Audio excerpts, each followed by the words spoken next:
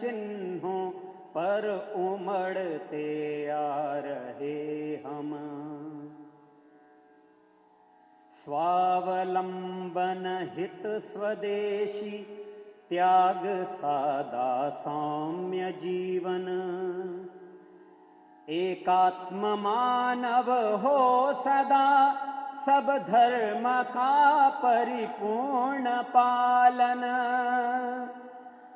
कर्ज आर्थिक दासता छल छंद सब ठुकरा रहे हम, आ रहे हम,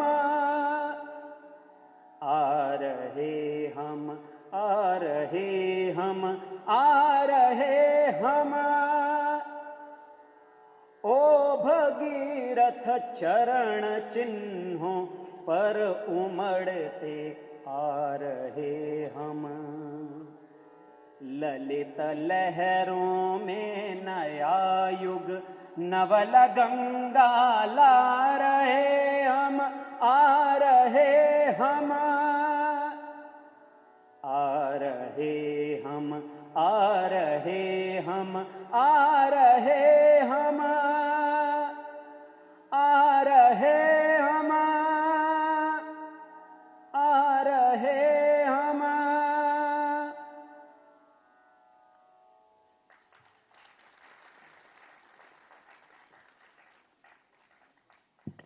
धन्यवाद राजेंद्र जी, बहुत सौम्यतापूर्वक आपने राष्ट्रभक्ति गीत प्रस्तुत किया। मैं निवेदन कर रहा हूं, प्रथमतः इस कार्यक्रम का सबसे प्रारंभिक क्षण पुस्तक का लोकार्पण। पुस्तक के लोकार्पण के लिए सभी अतिथियों के समक्ष पुस्तक के जो हमारे 5 पुस्तकों का सेट है, पंडित दीनदयाल उपाध्याय जीवन दर्शन और समसामयिकता, 5 खंडों में किताब वाले प्रकाशन समूह द्वारा, कृपया सामने रख दें सभी के। नंदकिशोर जी आप बैठिए, आपके सामने रख देगा वो प्लीज।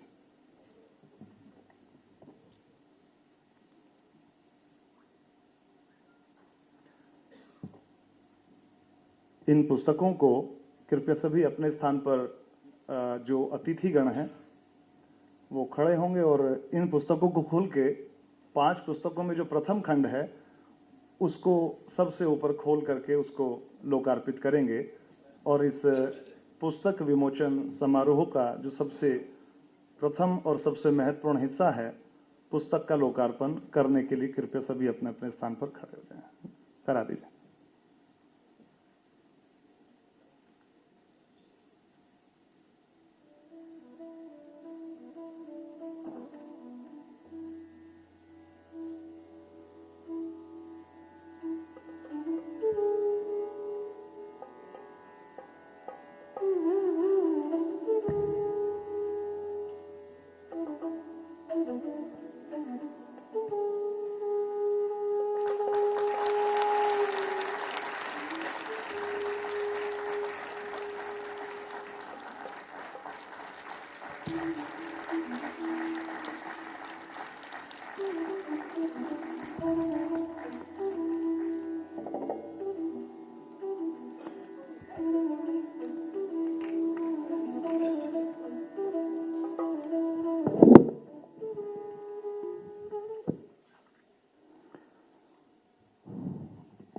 प्रस्तुत पुस्तक श्रद्धेय डॉक्टर बजरंगलाल गुप्ता जी ने बहुत मेहनत और श्रम पूर्वक 2 वर्षों के कठिन श्रम के बाद इसका आज लोकार्पण संभव हुआ है। पंडित दीनदयाल उपाध्याय जी के विचार आज के इस वातावरण में जब पूरा विश्व आतंकवाद और आर्थिक विषमताओं से ग्रसित है, एक ऐसा महापुरुष जो कि 6 दशक पूर्व वो बात कह गया जिसको अगर आज पढ़ें तो वो बिल्कुल नया विचार जैसा लगता है। आज प्रासंगिक दिखता है। ऐसे विचारों को, ऐसे महापुरुष के जीवन दर्शन को डॉक्टर बजरंगलाल गुप्ता जी ने अत्यधिक श्रम करके अपने हम जैसे कुछ बहुत छोटे सहयोगियों के माध्यम से प्रस्तुत किया। मैं, डॉक्टर कृष्णकांत शर्मा जी और डॉक्टर संजय वर्मा जी, 3 लोग सह संपादक के रूप में इस पुस्तक में आदरणीय बाबूजी से जुड़े रहे, इनके निर्देश पूर्वक कार्य करते रहे। मैं स्वागत करता हूं इस मंच पर उपस्थित हमारे देश के माननीय उपराष्ट्रपति महोदय श्री जगदीप धनखड़ जी का, कि जो बहुत सहज हैं, सरल हैं और अत्यधिक अपनी क्षमताओं के बल पे आज देश के सर्वोच्च स्थान पर हम सब लोगों के सामने बैठे हैं, विराजमान हैं। दूसरे, हमारे देश के यशस्वी रक्षा मंत्री श्री राजनाथ सिंह जी का, जिनको बहुत बार हम लोगों ने सुना है, पढ़ा है। उनका जो जीवन है वो भी अपने आप में एक मिसाल है और बुद्धिजीवी वर्ग के लिए आपका भाषण एक शोध पत्र की तरह होता है। श्री राजनाथ सिंह जी, रक्षा मंत्री भारत सरकार, उनका भी मैं हार्दिक स्वागत करता हूं। हमारे बीच में देश के दिग्गज बुद्धिजीवी और देश की राजनीति के भीष्म पितामह हैं डॉक्टर मुरली मनोहर जोशी जी हैं, कि जो भारत के पूर्व केंद्रीय मानव संसाधन विकास मंत्री रहे, सांसद हैं और देश को दिशा दर्शन दे रहे हैं और सांसदों को आप प्रेरित कर रहे हैं। डॉक्टर मुरली मनोहर जोशी जी हमारे बीच में हैं, उनका भी मैं मंच की ओर से स्वागत करता हूं। हमारे आज के कार्यक्रम के अध्यक्ष श्रद्धेय डॉक्टर बजरंग लाल गुप्ता जी, उनका मैं हार्दिक स्वागत मंच की ओर से, अपनी ओर से, किताब वाले प्रकाशन समूह की ओर से विशेष तौर पे करता हूं कि आपने आशीर्वाद के रूप में अपनी लिखी पुस्तकें हमें प्रदान की, ताकि हम पूरे देश को, विश्व को पंडित दीनदयाल उपाध्याय जी के विचारों को आदरणीय डॉक्टर बजरंग लाल गुप्ता जी की कलम के माध्यम से प्रस्तुत कर सकें। मैं मंच पर उपस्थित श्री नंद किशोर गर्ग जी, श्री प्रशांत जैन जी, जो कार्यक्रम के हमारे आयोजक हैं, हमारे मित्र हैं, सभी का हार्दिक स्वागत, अभिनंदन करता हूं। और इस मंच को आगामी कार्यक्रम के रूप में हमारे इस आज के कार्यक्रम में माननीय डॉक्टर बजरंग लाल गुप्ता जी, जो मुख्य संपादक हैं और अध्यक्षता कर रहे हैं, मैं निवेदन कर रहा हूं कि वो आएं और अपना अभिभाषण और लोकार्पित पुस्तक पर अपना विषय प्रवर्तन करें। डॉक्टर माननीय श्री बजरंग लाल गुप्ता जी।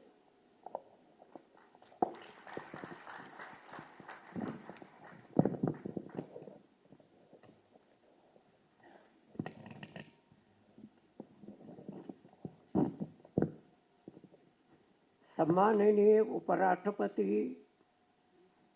श्रीमान जगदीप धनखड़ जी, माननीय रक्षा मंत्री श्रीमान राजनाथ सिंह जी, माननीय डॉक्टर मुरली मनोहर जोशी जी, आदरणीय नंदकिशोर जी गर्ग, प्रियवर प्रशांत जी और आत्मीय डॉक्टर अमित राय जी, सभागार में उपस्थित सभी बहनों और भाइयों और मीडिया के मित्रों,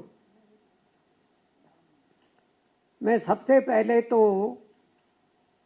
पंडित दीनदयाल उपाध्याय की पावन स्मृति को प्रणाम करता हूँ और आप सबसे भी निवेदन करता हूँ कि मन ही मन में उस महापुरुष को नमन कीजिए। पंडित दीनदयाल उपाध्याय दृष्टा भी थे और सृष्टा भी थे।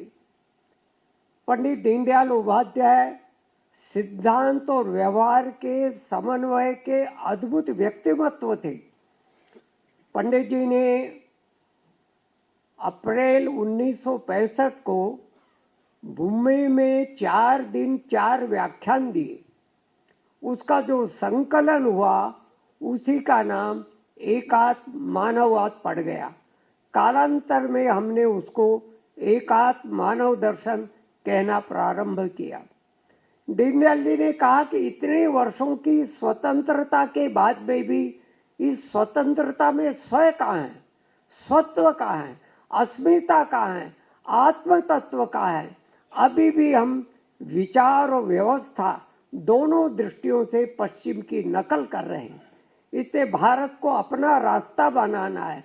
भारत की प्रकृति, प्रवृत्ति और संस्कृति के आधार पर नवरचना करने का काम किया जाना चाहिए और उसका संकेत, उसका दिशा दर्शन दीनदयाल जी ने एकात्म मानववाद के रूप में किया। भारतीय संस्कृति के जिन तत्वों के आधार पर उन्होंने अपने व्याख्यान को पुरस्कृत किया, मैं विस्तार में न जाते हुए 4-5 बातों का उल्लेख करूंगा। दीनदयाल जी ने कहा पश्चिम का खंडित यांत्रिक विश्व दृष्टि है, फ्रेगमेंटेड मैकेनिस्टिक वर्ल्ड व्यू है। ये समाज को और सृष्टि को मशीन और उसके कलपुर्जे मानकर चलती है। इसके कारण से जड़वत मशीनवत व्यवहार हो रहा है। दीनदयाल जी ने कहा भारत ने इसको स्वीकार नहीं किया। भारत की मनीषा ने समग्र समन्वित एकात्म विश्व दृष्टि की प्रस्थापना की। Integrated holistic integral world view, संपूर्ण चराचर सृष्टि में एक ही तत्व तो व्याप्त है।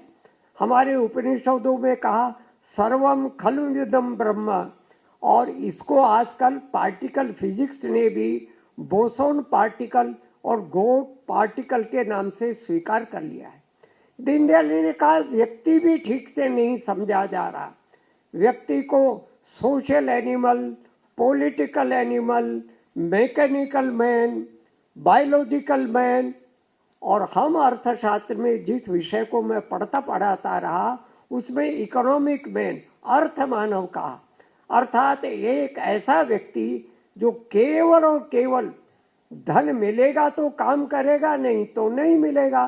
फिर बूढ़े माँ बाप की सेवा और देश और समाज के सामने संकट आने पर अपना सर्वस्व अर्पण कर देने वाले लोग कहाँ से आएंगे? इस अर्थ मानव में से तो भ्रष्टाचार ही पनपेगा, आर्थिक अपराध ही आएंगे। इसे दीनदयाल जी ने समझाया व्यक्ति को ठीक से समझिए। व्यक्ति 4 तत्वों से मिलकर बना है, शरीर, मन, बुद्धि और आत्मा। हम ऐसी व्यवस्था बनाएंगे जहां व्यक्ति की इन चारों आवश्यकताओं की पूर्ति हो सके। शरीर की आवश्यकता क्या? आहार, अर्थात न्यूनतम आवश्यकताओं की पूर्ति। मन की आवश्यकता क्या है? प्यार, प्रेम, स्नेह, आत्मीयता, परिवार का, पड़ोस का और समाज का। और बुद्धि की आवश्यकता क्या है? विचार, जिसको आज की भाषा में हम लोग टेक्निक, टेक्नोलॉजी और स्किल कहते हैं, यानी विवेक। क्या करना चाहिए और क्या नहीं करना चाहिए, इसका विवेक होना चाहिए। और आत्मा की आवश्यकता क्या है? अंततोगत्वा उस परम पिता परमात्मा के साथ साक्षात्कार। होगा कैसे ये? तो दीनदयाल ने कहा कि मुझे नया कुछ नहीं कहना है। भारत की परंपरा में 4 पुरुषार्थों की बात कही गई है, धर्म, अर्थ, काम, मोक्ष। अर्थ और काम को मना नहीं किया हमने। अर्निंग और कंजम्पशन की मनाही नहीं है भारत में। कमाना और खाना ये तो आवश्यक है ना, पर एक ही बात है, ये धर्म के मार्ग से होना चाहिए। धर्म का अर्थ है नैतिक मूल्यों के आधार पर होना चाहिए, नीति के आधार पर होना चाहिए, मर्यादा के हिसाब से होना चाहिए, देश और समाज के कानून कायदे के हिसाब से होना चाहिए। अगर इस प्रकार से अर्थ और काम हुआ तो अंततोगत्वा उससे परमानंद की प्राप्ति होगी। वही वस्तुतः मोक्ष है।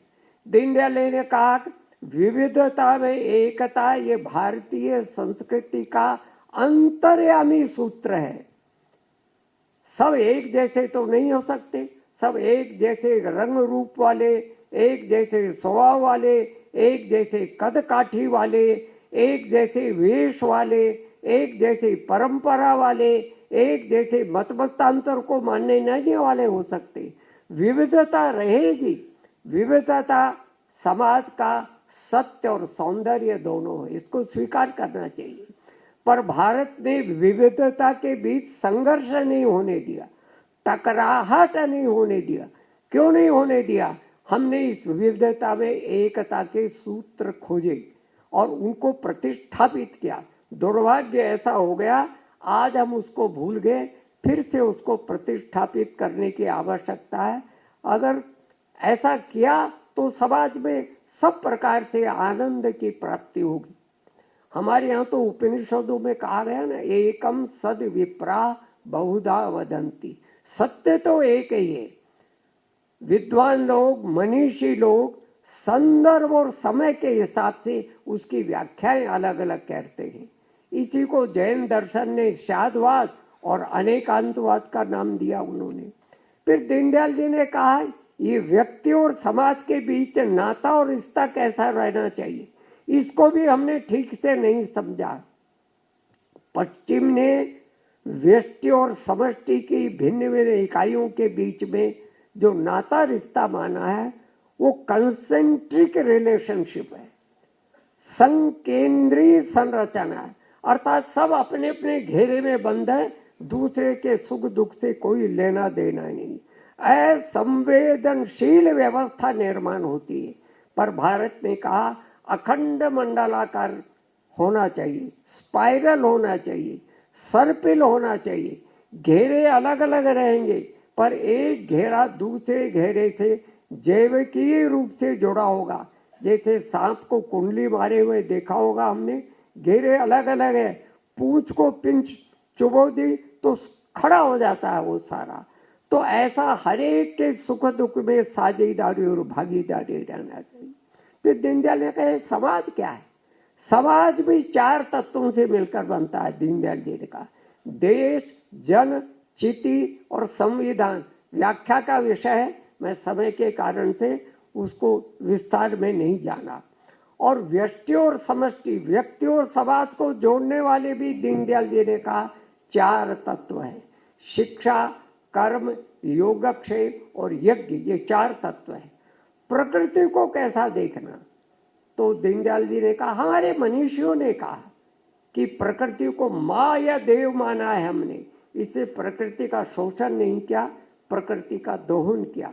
बहुत सारे कॉन्सेप्ट दीनदयाल जी ने दिया, मैं 2-3 कॉन्सेप्ट का उल्लेख करके मैं अपने वक्तव्य को समाप्त करूंगा। अंत्योदय की कल्पना दी, कोई नीति, कोई कार्य योजना सही है गलत है, उसकी कसौटी क्या है।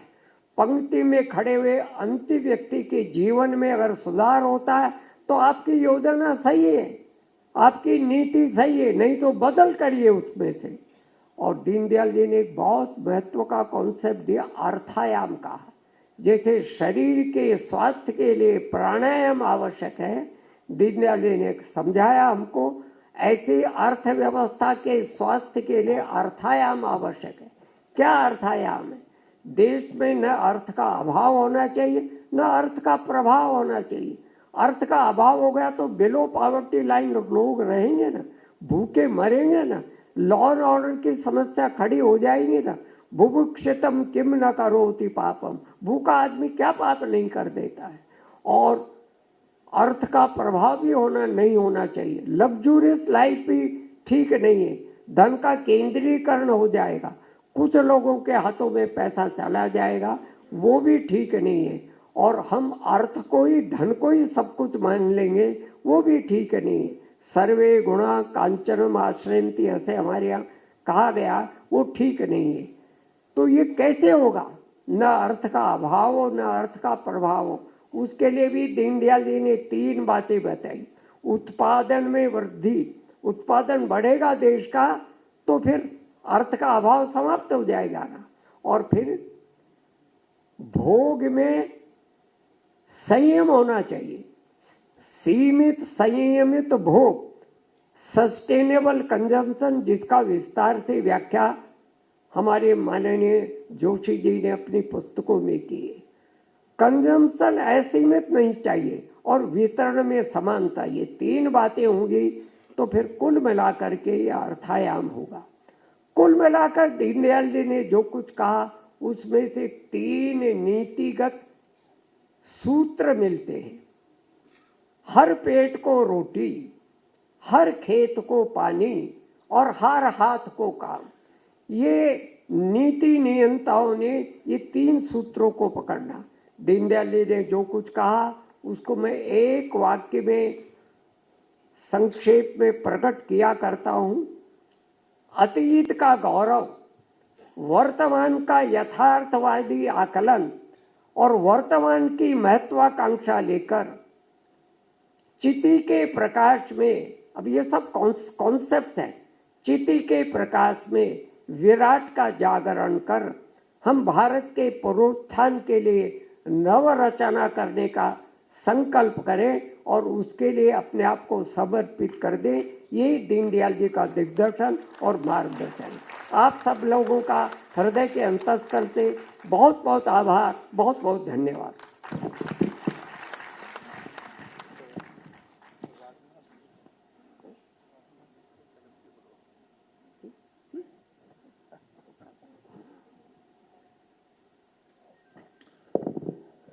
पंडित दीनदयाल उपाध्याय जी के विचारों को कुछ शब्दों में, कुछ मिनटों में जो डॉक्टर बजरंग लाल गुप्ता जी ने हम सभी लोगों के सामने रखा है, वो बहुत महत्वपूर्ण है। हम सभी लोगों का सौभाग्य है कि हमने इस अभिभाषण को सुना। मैं निवेदन कर रहा हूं, आज हमारे बीच में देश के यशस्वी दिग्गज राजनीतिक व्यक्तित्व माननीय श्री राजनाथ सिंह जी, जिनको सुनने के लिए सभी ललायित रहते हैं। उनका जो भाषण होता है बहुत तैयारियों के बाद होता है। अभी अनौपचारिक रूप से मैंने आप लोगों के सामने बताया कि आदरणीय श्री राजनाथ सिंह जी की हम लोग जब उनको सुनते हैं तो ऐसा लगता है कि शोध पत्र को सुन रहे हैं और उसमें से कुछ पॉइंट्स नोट करते हैं। तो आज भी हम लोगों को ये सौभाग्य मिल रहा है आदरणीय श्रद्धेय डॉक्टर बजरंग लाल गुप्ता जी के माध्यम से कि इस सभागार में स्वयं श्री राजनाथ सिंह जी इस आज के विषय पर पुस्तक को पढ़ने के बाद जो कहेंगे वो हम सभी लोग ध्यानपूर्वक सुने। और बहुत गरिमापूर्ण तरीके से मैं आदरणीय श्री राजनाथ सिंह जी को निवेदन कर रहा हूं कि वो आएं और मंच पर आज के इस सभागार को संबोधित करें।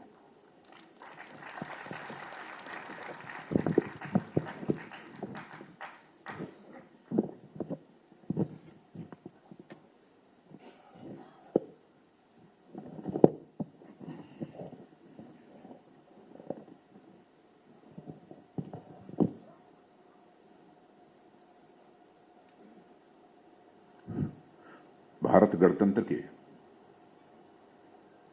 उपराष्ट्रपति आदरणीय जगदीप धनखड़ जी और पूर्व मानव संसाधन मंत्री, जिन्होंने लंबे समय तक हम लोगों का बराबर मार्गदर्शन किया और आज भी मार्गदर्शन कर रहे हैं। और मैं अपने बारे में यह कहना चाहता हूं कि वो हमारे गुरु भी रहे हैं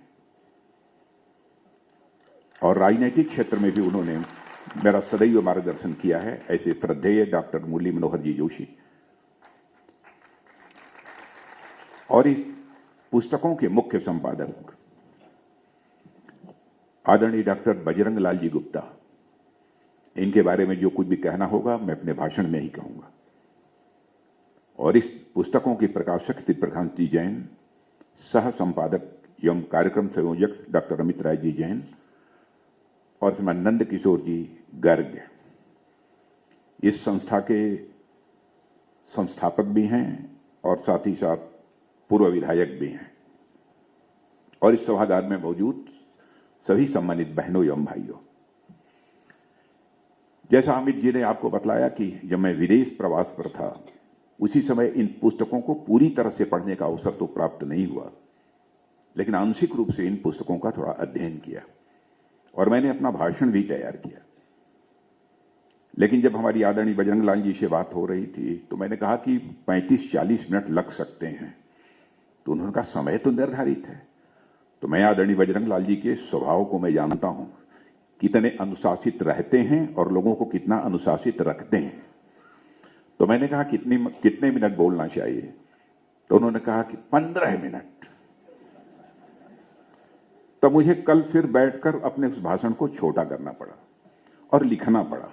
मैंने कहा कि यदि मैं एक्सटेम्पोर्ड यदि मैं बोलूंगा तो मैं भाग जाऊंगा, इसलिए मैं लिखकर इस पुस्तक के संबंध में कुछ बातें जो हमारे ध्यान में आई हैं, बहुत सारी बातें छूट गई हैं जिनका उल्लेख नहीं किया जा सकता, लेकिन मैं कह सकता हूं कि आदरणीय बजरंग लाल जी का जो भाषण हुआ है सूत्र में ही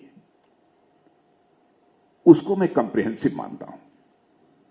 जो आदरणीय पंडित दीनदयाल जी उपाध्याय का विचार था, जो चिंतन था, उसको बहुत ही सूक्ष्म सूत्रों में उन्होंने प्रस्तुत किया है।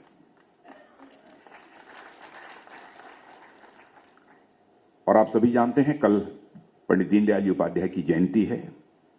सबसे पहले मैं एकात्म मानववाद के प्रणेता और भारतीय राजनीति में शुचिता और प्रामाणिकता के नए प्रतिमान गढ़ने वाले महामानव पंडित दीनदयाल जी की उपाध्याय जी की जयंती की पूर्व संध्या पर उन्हें स्मरण भी करता हूं और उनकी स्मृति को मैं नमन भी करता हूं।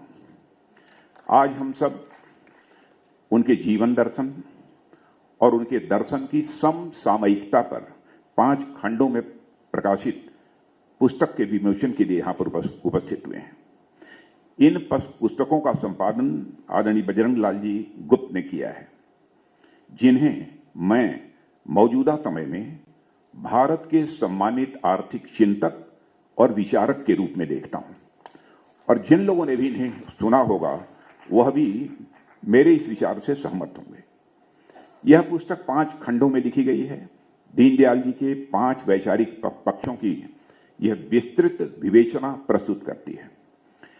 ये सभी खंड मिलकर पंडित जी की मुकम्मल वैचारिकी यानी का जो उनका विचार रहा है उसको हमारे सामने प्रस्तुत करते हैं।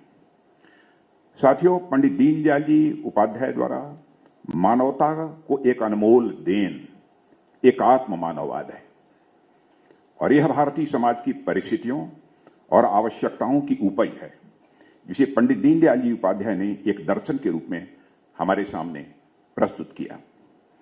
पंडित दीनदयाल जी उपाध्याय ने एकात्म मानववाद का प्रतिपादन नहीं किया, एकात्म मानववाद को उत्पन्न नहीं किया, उसे गढ़ा नहीं, उसे रचा नहीं, बल्कि उसके दृष्टा बने और उसे उजागर किया, उसे प्रस्तुत किया।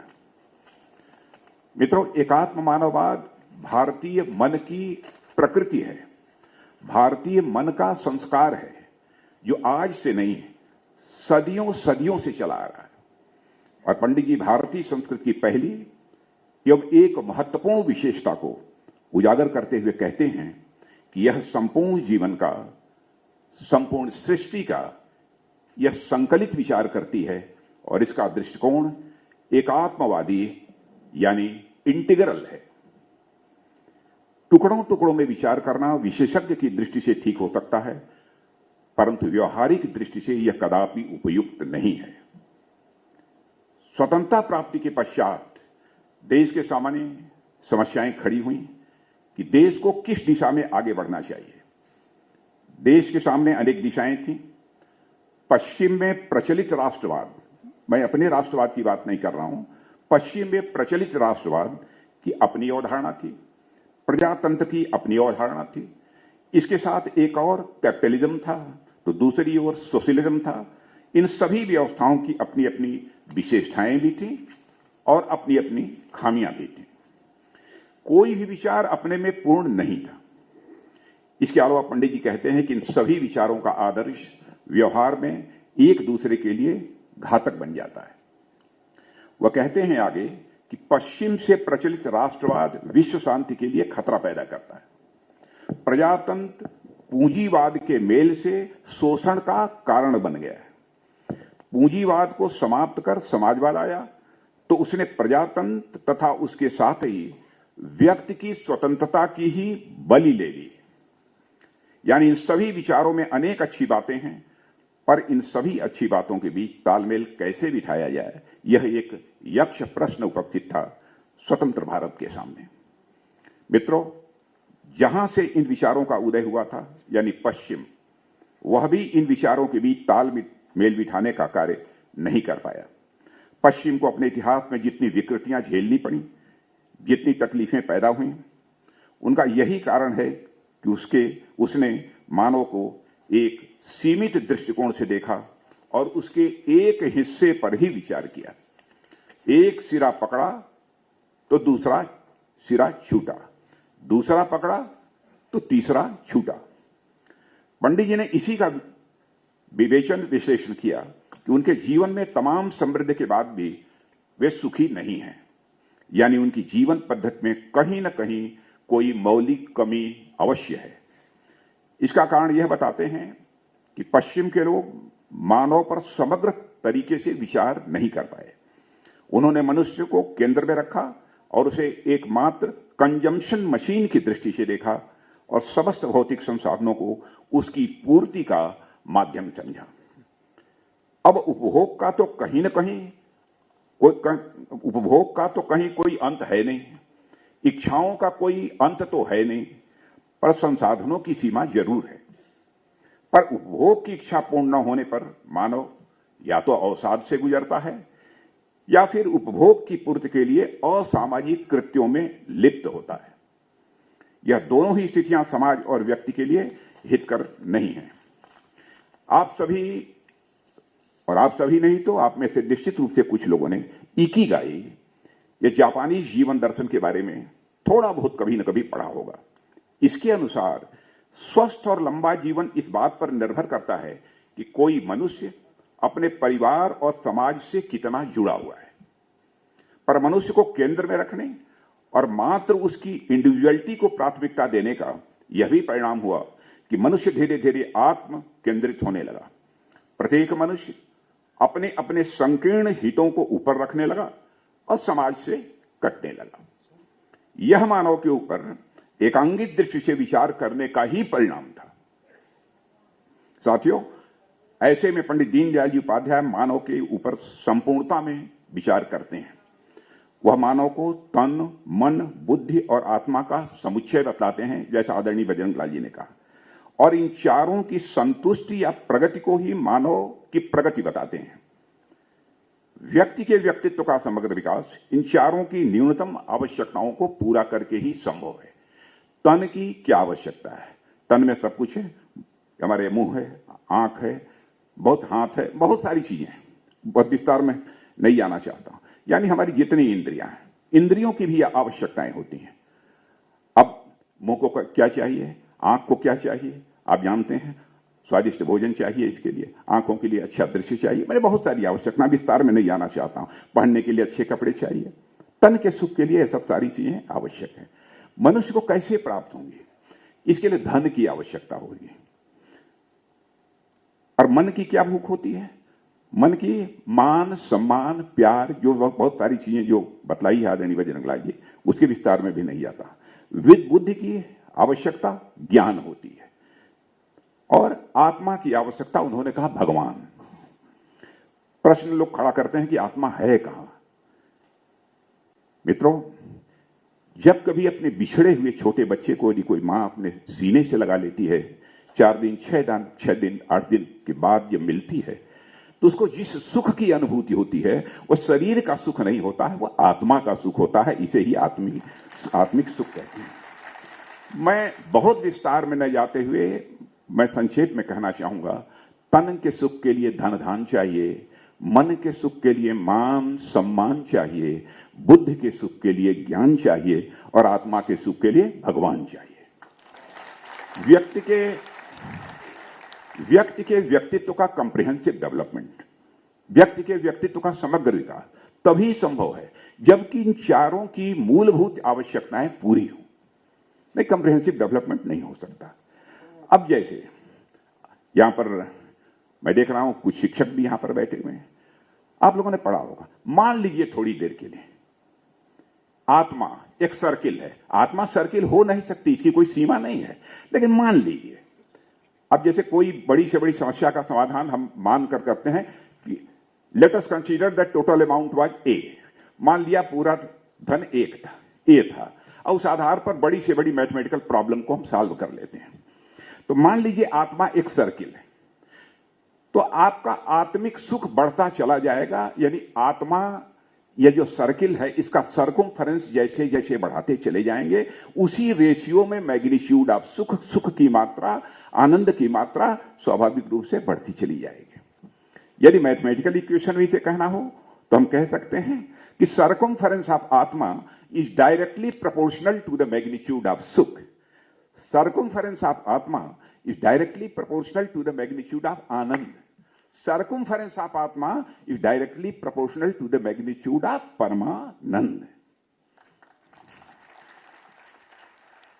हम उसको इस रूप में कह सकते हैं। मानव के सुख के लिए जैसा मैंने बताया, इन सब सारी चीजों की आवश्यकता होती है। एकात्म मानववाद इन सब पर बहुत ही समग्रता के साथ विचार करता है। धर्म, अर्थ, काम और मोक्ष की बात आदरणीय बजरंग लाल जी ने कही है। मैं काम और मोक्ष और अर्थ के बारे में चर्चा नहीं करूंगा यहां पर। धर्म के बारे में, धर्म या कोई हिंदू, मुस्लिम, पारसी, ईसाई, यह सब सारा सेक्ट नहीं है, रिलीजन नहीं है। धर्म का मतलब वह विधि विधान, नियम पर नियम जो अखिल ब्रह्मांड के जड़ अथवा चेतन के अस्तित्व की सुरक्षा की गारंटी देता है, उसी विधि विधान, नियम पर नियम को ही हम धर्म कहते हैं।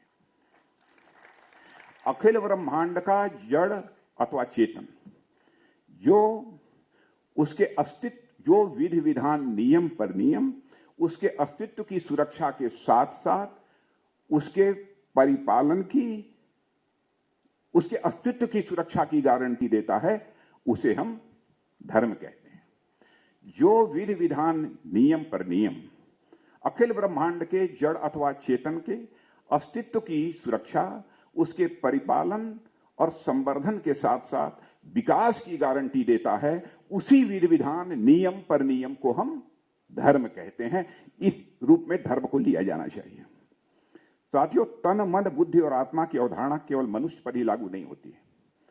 पंडित जी मानते हैं कि अवधारणा समाज और राष्ट्र पर भी उसी तरह लागू होती है, और प्रत्येक समाज और राष्ट्र का भी अपना एक मन होता है, बुद्धि होती है और आत्मा होती है। समाज और राष्ट्र की भी अपनी एक जीवमान सत्ता होती है, जिस पर शरीर में अनेक प्रकार के परिवर्तन होने के बाद भी आत्मा एक रहती है और वह मनुष्य निरंतरता में जीवित रहता है। उसी प्रकार राष्ट्र में भी अनेक प्रकार के परिवर्तन होने के बावजूद उसकी आत्मा चिरकाल तक जीवित रहती है और वही उस राष्ट्र को परिभाषित करती है। पंडित जी राष्ट्र की आत्मा या प्रकृति को, यानी उसके घनीभूत सांस्कृतिक जीवन मूल्यों को राष्ट्र की चिट के रूप में परिभाषित करते हैं। अब बहुत विस्तार में जाना संभव नहीं है। साथियों, मानव जीवन की को दो प्रमुख दृष्टियों से देखा जा सकता है। पहली दृष्टि व्यक्तिगत दृष्टि है। मान लीजिए कोई मनुष्य है, मैं हूं या आप हैं, हमारा अपना स्वतंत्र अस्तित्व है, हमारी उपलब्धि, हमारी चिंता, हमारे विचार सभी हमारे अपने हैं। यह जीवन की व्यक्तिगत दृष्टि है। पर इसके साथ ही हम देखें तो कोई इंसान पहले अपनी माता पिता का पुत्र होता है, वह किसी का पति होता है, किसी का भाई होता है, किसी दफ्तर का कर्मचारी होता है, यानी वह अनेक संबंधों के बंधन से बंधा होता है और यह बंधन ही हमारी परिभाषा बन जाती है। हम और आगे बढ़ें तो संपूर्ण विश्व, यहां तक कि सृष्टि से अपना संबंध हम जुड़ा हुआ पाते हैं। संपूर्ण सृष्टि के कल्याण में हम अपना सुख देखते हैं और संपूर्ण सृष्टि के दुख में हम अपना दुख देखते हैं। क्योंकि हम समस्त सृष्टि से जुड़े होते हैं तो हमारे अपने हित की अपेक्षा समस्त सृष्टि का हित हमारे विचार के केंद्र में होता है। वसुधैव कुटुंबकम की भावना के पीछे यही दृष्टि कार्य करती है और दुनिया का अकेला देश हमारा यह भारत है जहां के ऋषियों और मनुष्यों ने वसुधैव कुटुंबकम का संदेश दिया है। The whole world is a family. यह संदेश कहीं से गया है तो केवल और केवल हमारे और आपके देश भारत की धरती से सारी दुनिया को गया है और जो अनंत काल से भारतीय चिंतन परंपरा का यह अंग रही है। और यह दृष्टि समष्टिगत दृष्टि है। परिवार, समाज, संसार से होते हुए मनुष्य की यह यात्रा सृष्टि और परमेष्टि तक पहुंचती है और यही मनुष्य का आनंद से साक्षात्कार, यहीं पर मनुष्य का आनंद से साक्षात्कार होता है। और मैं आनंद के साक्षात्कार की बात नहीं कर रहा हूं, परमानंद का साक्षात्कार यहीं से होता है। और मित्रों, जिसने भी दीनदयाल जी को थोड़ा भी समझा होगा वह यह जानता होगा कि एकात्म मानववाद एक ऐसी अवधारणा है जिसके केंद्र में व्यक्ति से जुड़ा हुआ एक घेरा परिवार, जैसा आदरणीय बजरंग लाल जी ने बतलाया, परिवार से जुड़ा हुआ एक घेरा समाज, फिर राष्ट्र, विश्व, फिर अनंत ब्रह्मांड। जब आप कहेंगे कि आप अपनी गवर्नमेंट की बात कर रहे हैं, लेकिन हमारी गवर्नमेंट, हमारे प्रधानमंत्री जब सबका साथ, सबका विकास की बात करते हैं, सबका प्रयास, सबका विश्वास की बात करते हैं, तो उसका आधार भी हमारे मार्गदर्शक दीनदयाल जी उपाध्याय का एकात्म मानववाद है।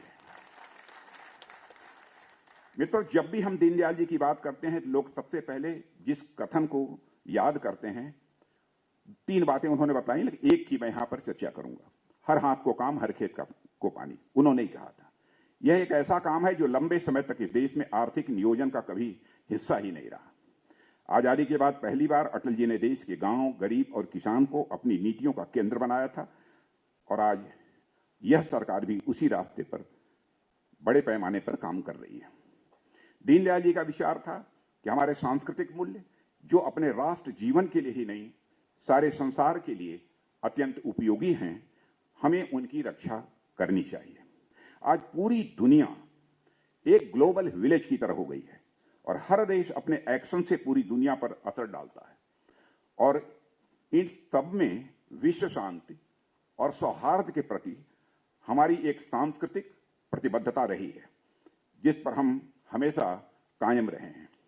इसी तरह भारत की समृद्ध सांस्कृतिक विरासत और पारंपरिक ज्ञान को भी हमें संजो कर रखना चाहिए। योग और आयुर्वेद जो भारत की पूरी दुनिया की देन है, उसका महत्व अब सबको समझ में आने लगा है। योग की प्रतिष्ठा सारे संसार में स्थापित हुई है। आज दुनिया के 195 से 190 देशों में हर साल अंतर्राष्ट्रीय योग दिवस भी मनाया जाने लगा है और भारत की सांस्कृतिक धरोहर को सहेजने और साझा करने से विश्व का भी कल्याण होगा। और यह दीनदयाल जी का भी मानना था। यह तो एक उदाहरण मात्र है। साथियों, पंडित जी ने राष्ट्र रक्षा के संदर्भ में बड़ी गहनता के साथ विचार किया था। क्योंकि मैं रक्षा मंत्री हूं, इसलिए राष्ट्र रक्षा का उल्लेख मेरे द्वारा किया जाना मैं समझता हूं कि यह आवश्यक है। और उनका मानना था कि देश को सैन्य दृष्टि से आत्मरक्षा में समर्थ होना चाहिए। जब 1964 में चीन ने पहला न्यूक्लियर टेस्ट किया, तो उस समय ही दीनदयाल जी ने ही, उसमें पंडित दीनदयाल जी ने अकेले इस बात के पक्षधर थे कि भारत को भी न्यूक्लियर टेस्ट करना चाहिए। कितनी दूर की सोच थी। भारत में उनका कहना था, भारत में एक क्रेडिबल न्यूक्लियर डेटरेंट की बात, ये क्रेडिबल न्यूक्लियर डेटरेंट भारत में होना चाहिए। पहली बार ये बात पंडित दीनदयाल जी उपाध्याय ने की थी।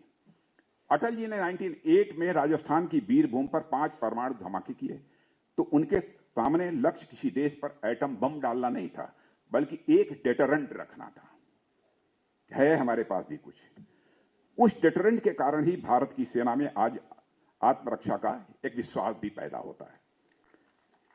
2022 में जब भारत की सेना चीन के साथ इंगेजमेंट कर रही थी, तो बराबर की हैसियत से करती है। यदि भारत की तरफ कोई भी ताकत टेढ़ी निगाह करेगी, तो उसका माकूल जवाब देने की ताकत भी भारत में आज है। साथियों, दीनदयाल जी आर्थिक स्वावलंबन के बड़े पक्षधर थे। आज देश आजादी के अमृत काल में प्रवेश कर चुका है, तो हमारे प्रधानमंत्री मोदी जी ने देश के सामने आत्मनिर्भर भारत का भी एक महत्वाकांक्षी लक्ष्य रखा है। यह पंडित दीनदयाल जी उपाध्याय की सोच के आधार पर, उसी दार्शनिक अवधारणा पर। और दीनदयाल जी इस लक्ष्य की सबसे बड़ी प्रेरणा है। और भारत यदि विश्व में एक महाशक्ति बनना चाहता है, तो उसका आत्मनिर्भर होना यह पहली शर्त है। कम से कम अपनी रक्षा जरूरतों के लिए तो भारत को आत्मनिर्भरता का लक्ष्य जरूर हासिल करना ही होगा। हमने उस दिशा में कदम बढ़ा दिए हैं। इस राह में निजी क्षेत्र की क्या भूमिका हो सकती है, इसे भी हमारी सरकार ने भली भांति जाना और समझा है। पूर्व प्रधानमंत्री विजनरी श्री अटल बिहारी वाजपेयी जी निजी क्षेत्र की ताकत को गेम चेंजर मानते थे। यही कारण था कि उन्होंने डिफेंस सेक्टर में भी प्राइवेट सेक्टर के पार्टिसिपेशन का प्रोविजन किया था। एक तब का दिन था और एक आज का दिन। हम लगातार ऐसे ऐसे रिफॉर्म्स करते जा रहे हैं जिससे हमारे प्राइवेट सेक्टर डिफेंस सेक्टर में अपने आने के लिए प्रोत्साहित हों। और आप लोगों को जानकर मित्रों खुशी होगी कि हमने अपने बजट का एक बड़ा हिस्सा केवल और केवल डोमेस्टिक वेंडर से खरीदारी के लिए अलग कर दिया है। केवल डोमेस्टिक वेंडर से खरीदा जाए। इस वर्ष यानी 2022-23 के लिए यह 68% यानी लगभग 85,000 करोड़ कर दिया गया है। और इसमें भी इस 68% में 25% या प्राइवेट इंडस्ट्रीज के माध्यम से ही सारे वेपन्स और प्लेटफॉर्म तैयार किए जाएंगे, पब्लिक सेक्टर अंडरटेकिंग से नहीं। साथ ही सरकार ने defence research and development budget का 1/4 हिस्सा industry led research and development को डेडिकेट करने का निर्णय लिया है। इससे भारत में नई नई डिफेंस टेक्नोलॉजी और इनोवेशन की राह प्रशस्त हो रही है। रक्षा मंत्रालय ने हमारे 311 डिफेंस आइटम्स की 3 प्राइवेट इंडिजिनाइजेशन लिस्ट जारी की है। यह इंडिजिनाइजेशन लिस्ट है क्या? 311 आइटम है। इसे हम किसी भी सूरत में कुछ आइटम्स 2022, कुछ आइटम 2023, कुछ आइटम 2024, कुछ 2025। किसी भी सूरत में इसके बाद हम दुनिया के दूसरे देशों से नहीं खरीदेंगे, उसे हम भारत में ही बनाएंगे, भारतवासियों के हाथों से ही बनाएंगे, इसलिए यह जारी किया है। इसी तरह डिफेंस इंडस्ट्री को बढ़ावा देने के लिए 2 कॉरिडोर्स भी हम लोगों ने स्थापित किए हैं। इन हाउस डेवलपमेंट करना चाहते हैं हम सब सारी चीजों का। हमारा लक्ष्य है कि हम न केवल अपनी जरूरतों भर का सामान बनाएं, बल्कि दूसरे देशों को भी डिफेंस आइटम हम एक्सपोर्ट करें। कुल मिलाकर मैं कहूं तो हम पंडित जी के सपनों को पूरा करने की दिशा में तेजी से आगे बढ़ रहे हैं। और मैं आपको बतलाना चाहता हूं, जिस समय गवर्नमेंट बनी थी उसमें 900 करोड़ रुपए का डिफेंस एक्सपोर्ट था। आज 13,000 करोड़ का डिफेंस एक्सपोर्ट पहुंच गया है और 2025 आते आते यह अप्रॉक्सीमेटली 35,000 करोड़ तक का हमारा एक्सपोर्ट पहुंच जाएगा। साथियों, बात अब ज्यादा लंबी न करते हुए मैं इतना ही कहूंगा, यद्यपि इन 5 खंडों को पढ़ने का पूरा समय मैं तो अभी नहीं निकाल पाया हूं, लेकिन कुछ पढ़ा है। मगर आप सबसे मेरा यही आग्रह होगा कि यदि भारत के वैचारिक धरातल को समझना है तो ये पुस्तकें आपके लिए काफी सहायक सिद्ध होंगी। आदरणीय बजरंग लाल जी ने बड़े परिश्रम से इन पुस्तकों को तैयार किया। मैं उनके इस प्रयास के लिए जहां मैं उन्हें बधाई देता हूं, वहीं उन्हें धन्यवाद देता हूं कि उन्होंने दीनदयाल जी के विचार दर्शन पर प्रामाणिक पुस्तकों को तैयार किया है, जिनसे हम सब कुछ सीख सकते हैं। इस अवसर पर अधिक कुछ न कहते हुए मैं पुस्तक की सफलता के लिए कामना करता हूं और इसके प्रकाशक किताब वाले, मैं प्रकाशक को भी अपने तरफ से हार्दिक बधाई देते हुए और आप सभी को धन्यवाद देते हुए अपना निवेदन समाप्त करता हूं।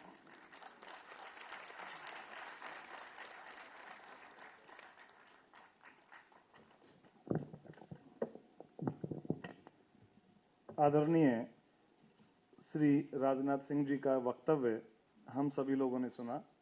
हार्दिक धन्यवाद के साथ मैं आगामी वक्ता के रूप में, जो कि आज की इस पुस्तक लोकार्पण समारोह के मुख्य वक्ता हैं, आज उनका मुख्य वक्तव्य हमारे बीच में होगा डॉक्टर मुरली मनोहर जोशी जी, जो कि भारतीय राजनीतिक शुचिता के प्रतीक हैं और बुद्धिजीवी जगत में जिनको कि चलता फिरता विश्व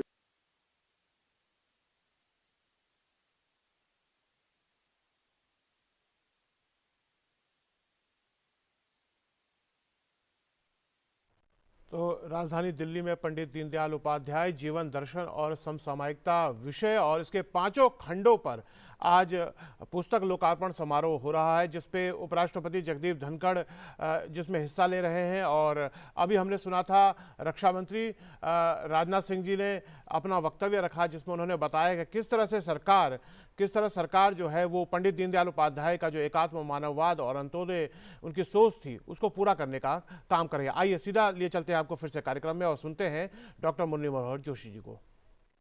जगदीप धनखड़ जी,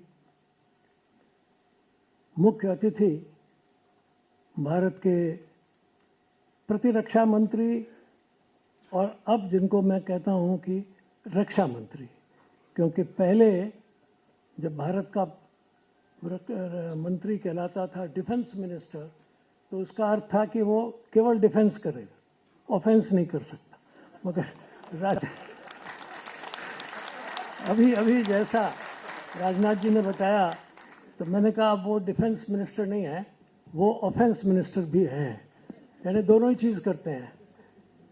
तो इसलिए मुख्य अतिथि के रूप में उन्होंने बहुत ही सुंदर अपना उद्बोधन हमारे लिए, विचार के लिए प्रस्तुत किया और बहुत गंभीर विषयों को उन्होंने एक साथ अनुसूत किया। हमारे बजरंग लाल जी के बारे में मैं ज़्यादा कुछ नहीं कहूँगा, केवल इतना ही कहूँगा कि वो हमारे विचारों के बजरंग बली हैं।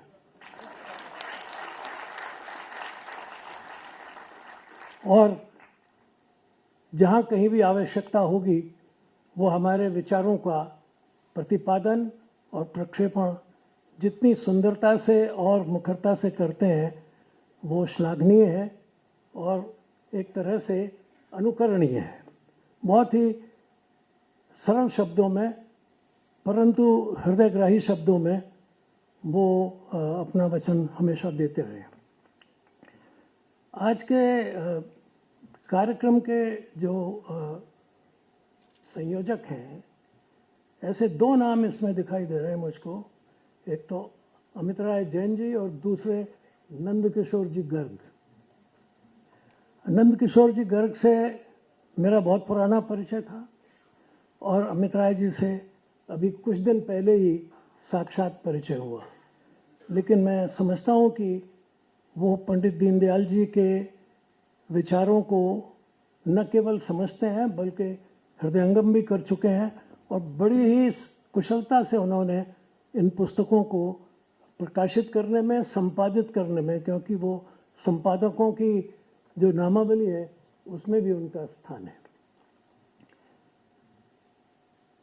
पहली बात जो मुझे सबसे अच्छी लगी इस निमंत्रण पत्र में कि प्रशांत जैन जी प्रबंध निदेशक, उनका जो नाम है प्रबंध का, संस्थान का, किताब वाले। अब आजकल के युग में कोई किताब वाला कहलाना चाहता है, जबकि आजकल तो किसका युग है? कंप्यूटर का।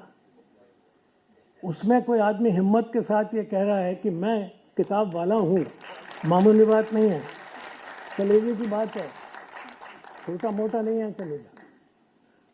क्योंकि आजकल तो किताब नाम की कोई चीज़ है वो शायद धीरे धीरे डिक्शनरी में रह जाएगी, और डिक्शनरी भी आजकल कंप्यूटर में चली गई है। तो इसलिए उस ऐसे समय में आपने ये हिम्मत की है, बधाई के प्राप्त। आज के इस पुस्तक लोकार्पण समारोह का जो मुख्य उद्देश्य मुझे दिखाई दिया वो पंडित दीनदयाल जी के जीवन दर्शन और समसामयिकता के बारे में।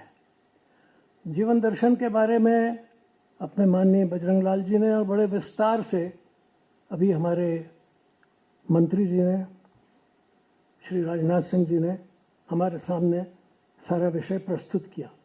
तो मेरे लिए बहुत उन्होंने सुविधा कर दी है, क्योंकि अब मुझे आपके सामने थोड़ा विचार करना पड़ेगा। तो वो समसामयिकता के बारे में, यानी आज भी दीनदयाल जी समसामयिक हैं क्या, रेलेवेंट हैं क्या? अरे वो दीनदयाल जी, अच्छा वो क्या उन्होंने कह दिया था, एकात्म दर्शन है। दर्शन की बात करो, आजकल तो नया ज़माना है, इकोनॉमी की बात करो, जीडीपी की बात करो, आर्टिफिशियल इंटेलिजेंस की बात करो, मिसाइल्स की बात करो, वगैरह वगैरह। इसमें कहाँ आप ले आए ये जीवन दर्शन? क्या बात आप कर रहे हैं? मैं बड़ी विनम्रता से कहना चाहता हूँ कि अगर कोई चीज़ आज से 60 साल पहले, 70 साल पहले भी सामयिक थी, वो आज उससे ज़्यादा सामयिक है और शायद आने वाले वर्षों में उससे कहीं अधिक सामयिक होगी, ऐसा मेरा विश्वास है। तो मैं कोशिश करूँगा कि आपके सामने उसको रखूँ। थोड़ा पानी यहाँ रखवा दीजिए, क्योंकि अब कोसना ही है तो पानी पी पी के कोसें।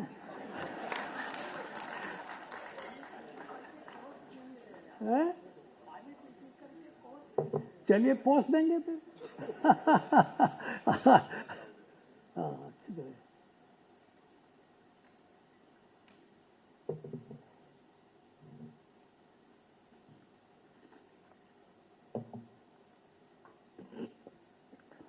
सबसे पहले तो मैं परम श्रद्धेय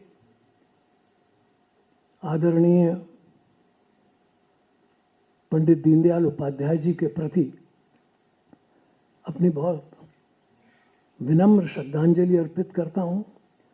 और मेरी दृष्टि में राजनीति में ऐसा अजात शत्रु मेरे अनुभव में तो नहीं आया है, जो व्यावहारिक राजनीति में रहते हुए और किसी के बारे में मेरा तो उनके साथ 1949 से लेके उनके अंतिम दिन तक साथ रहा। मैंने कभी भी उनसे किसी के बारे में एक भी शब्द जिसको आप ऋणात्मक कहते हैं, नेगेटिव कहते हैं, नहीं सुना। और शायद उनको जो श्रद्धांजलियां दी गई उनकी मृत्यु के पश्चात, उसमें भी जो सबसे बड़ी बात उनके लिए बार बार कही गई थी कि वो अजात शत्रु थे। तो ऐसे अजात शत्रु परम आदरणीय श्रद्धास्पद पंडित दीनदयाल उपाध्याय जी के प्रति मैं अपनी श्रद्धांजलि अर्पित करता हूँ।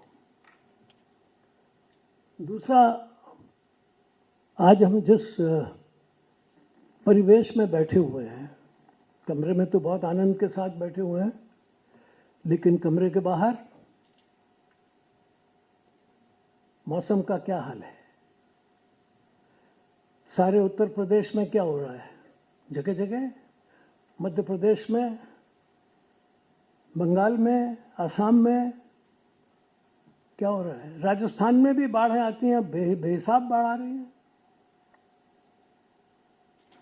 गुजरात में बाढ़ आ रही है, और केरल और बंबई तो हमेशा ही डूबे रहते हैं। ये क्या हो रहा है? और जिस समय बारिश नहीं होती उस समय लोग कहते हैं कि बारिश हो नहीं रही है, और जब बारिश होने लगती है तो कहते हैं कि ये क्यों हो रही है। और हमारे यहाँ ही नहीं, पाकिस्तान में भी हो रही है। सारा पाकिस्तान डूबा हुआ है। और पिछले दिनों चीन में भी हुई। चीन में बारिश बहुत कम हुआ करती है। भूगोल के लोग शायद मुझे ठीक कर देंगे अगर मैं गलत कह रहा हूँ। वहाँ भी बारिश बहुत हो रही है। और सारे यूरोप में कहीं बारिश है तो कहीं तपन है। 44 डिग्री टेम्परेचर लंदन में, और कई दिनों तक रहना, ये सामान्य बात नहीं है। स्विट्जरलैंड और स्वीडन में लोग तालाबों में, झीलों में कूदे हुए हैं, वहीं निर्वस्त्र होकर नहा रहे हैं कि तो साहब गर्मी बहुत है। आपकी अमेरिका में जंगलों में आग लगी हुई है, बुझ नहीं रही है। कहीं कहीं तो आग को बुझाने के लिए अनेक दमकलें और जितने भी साधन हैं वो सारे जुटाए जा रहे हैं। अब कहा जा रहा है कि भयंकर सूखा पड़ने की भी स्थिति है, कुछ प्रकृति की वजह से और कुछ हमारे अपने कर्मों की वजह से, जो हम यूरोप में रूस और यूक्रेन की घटनाक्रम से देख रहे हैं। यहाँ बारिश हो रही है और वहाँ मिसाइल्स बरस रही हैं। और अब खतरा ये है कि सारी दुनिया को भोजन मिलेगा या नहीं। और हमारे यहाँ खतरा ये पैदा हो गया है कि इस बार भोजन कितना होगा कम, और कितनी चीज़ें कम होंगी, और कौन सी चीज़ें इस बार फसल पे नहीं होंगी, ये बैठे हुए हैं बताएंगे मेरे सामने हरियाणा वाले। अभी कोई कह रहा था कि पता नहीं कितना अभाव आ जाएगा इस बार चावल में। धान की रुपाई बहुत कम हुई है, फिर आगे पता नहीं गेहूं के समय क्या होगा क्या नहीं होगा। बीमारियां ऐसी ऐसी आ रही हैं कि जिसका कुछ अंदाज ही नहीं है। अभी आप कोरोना से मुक्त हुए हैं कि नहीं हुए, मेरे ऊपर तो अभी तक उसका असर बाकी है, भगवान करे और किसी के ऊपर ना हो। लेकिन अब जो नई बीमारियां आ रही हैं उनका तो इलाज भी नहीं है, पता ही नहीं है उसका, उसमें कौन सी गोली काम करेगी, कौन सा इंजेक्शन काम करेगा। अभी तक तो कोरोना की ही पूरी वैक्सीन का निस्तारण नहीं हुआ कि कौन सी अंततोगत्वा काम करेगी। अब कल कौन सी दवाइयाँ आएंगी, कौन सी बीमारियाँ आएंगी। मैं आपको डराना नहीं चाहता, लेकिन मैं आपके सामने उस परिवेश का जिक्र कर रहा हूँ जिसमें हम रह रहे हैं, और ये आएगा, इसकी सूचना पंडित दीनदयाल जी उपाध्याय ने 1965 में ही हमको दे दी। सवाल यहाँ है, समसामयिकता यहाँ है। उन्होंने तभी कहा था कि ये जो पश्चिमी जगत में जिस प्रकार की विचारधाराएं हैं उसमें बहुत संकट आएंगे। आने की संभावना है ऐसा नहीं कहा था, आएंगे। इसमें अंतर्विरोध बहुत हैं, इसमें कंट्रडिक्शंस हैं, और उनका समाधान करने की क्षमता इनमें नहीं है। ये बात कही थी उन्होंने तब। लोगों ने उसको गहराई से समझने की कोशिश नहीं की कि क्या बात कर रहे हैं, या दर्शन की बात कर रहे हैं, एकात्म दर्शन है, एकात्म मानव, ये क्या हो रहा है। अब समझ में आ रहा है कि यही होना है, इसी को समझना है, इसी के रास्ते आगे चलना है। अब मैं उस विभीषिका की कि जिससे दुनिया गुजर रही है उसके बारे में चर्चा ज़्यादा नहीं करता हूँ, लेकिन ये बता रहा हूँ आपको कि ये किस कारण से हो रहा है उसको थोड़ा गहराई से समझने की ज़रूरत है। हुआ ये था कि पश्चिम में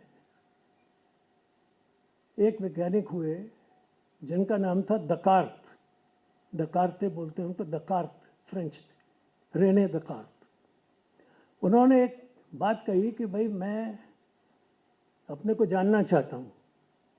तो जानने के लिए उन्होंने कोशिश की, तो बाद में पता लगा उन्हें कि समझ में नहीं आ रहा है कि मैं क्यों हूँ।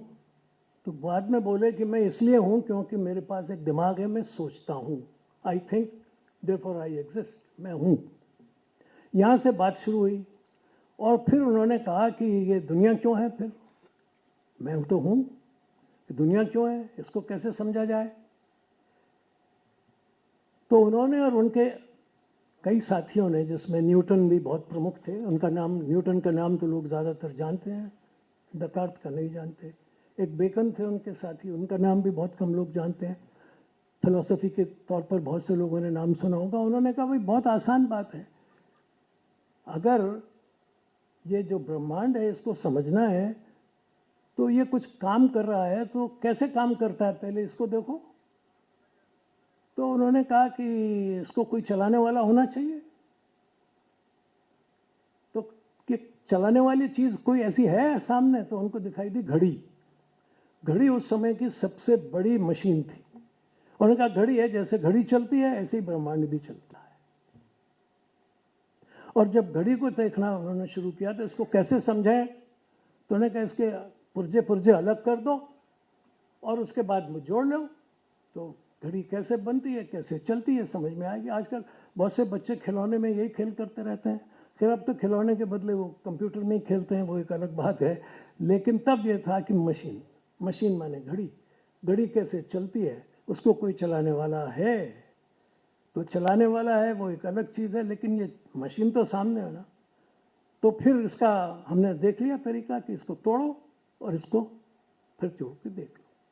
तो इसमें से उन्होंने एक सिद्धांत निकाला कि अगर आप किसी सत्य को जानना चाहते हैं, किसी तथ्य को जानना चाहते हैं, तो उसको थोड़े छोटे पुर्जे में तोड़ लो और फिर उनको जोड़ लो। अब इस तोड़ने में जब वो चले तो पहले तो उन्होंने सौर मंडल को तोड़ा कि ये इसके अंदर इतने ग्रह हैं, इतने उपग्रह हैं, ऐसा है वैसा है।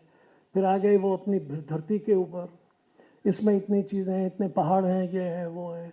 फिर आए आगे तो चला कि ये बने तो हैं सब एक एटम से, परमाणुओं से बने हैं, यहाँ तक आ गए। इसमें तो 200 साल लगे थे उन्हें यहाँ तक पहुँचने में। मैंने आपको एक आधे मिनट में ये बता दिया कि उन्होंने शुरू किया था कि हम अपने को समझें और समझने के लिए पहले अपने को तोड़ें, फिर अपने को जोड़ें। और यही हो रहा है दुनिया में। पश्चिमी विज्ञान का जो सिद्धांत है, और जो पश्चिमी विज्ञान का ही नहीं, अब जिस अर्थशास्त्र के हमारे विद्वान बजरंग जी हैं, उसमें भी यही हो रहा है कि आप पहले तोड़ो और तोड़ तोड़ के जहाँ तक कुछ कर सकते हो तो कर लो, और जब फेल हो जाओ तो पलटी मार के निकल आओ। वो भी मैं आपको बताऊंगा वहाँ क्या तमाशे हो रहे हैं। तो जब ये बात आई सामने तो परमाणु फट गया। तो लोगों ने कहा आप तो सब समझ ली, सारी दुनिया को समझ लिया। लेकिन बात वहाँ नहीं बनी। उसके आगे कुछ लोग चले और उन्होंने कहा ये तो परमाणु भी टूट गया। परमाणु बम आपने सुना ही होगा। परमाणु भी टूट गया तो आगे क्या करें। तो आगे चलते चलते उनको अन्य वैज्ञानिकों ने बताया कि परमाणु के आगे भी जहाँ और भी है, सितारों के आगे जहाँ और भी है, यहीं तक बात खत्म नहीं होती। और अभी जिसका जिक्र किया था हमारे बजरंग जी ने कि वो बोसोन तक पहुँच गए हैं, पहुँचे हैं कि नहीं पहुँचे ये तो मैं नहीं क्या जानता।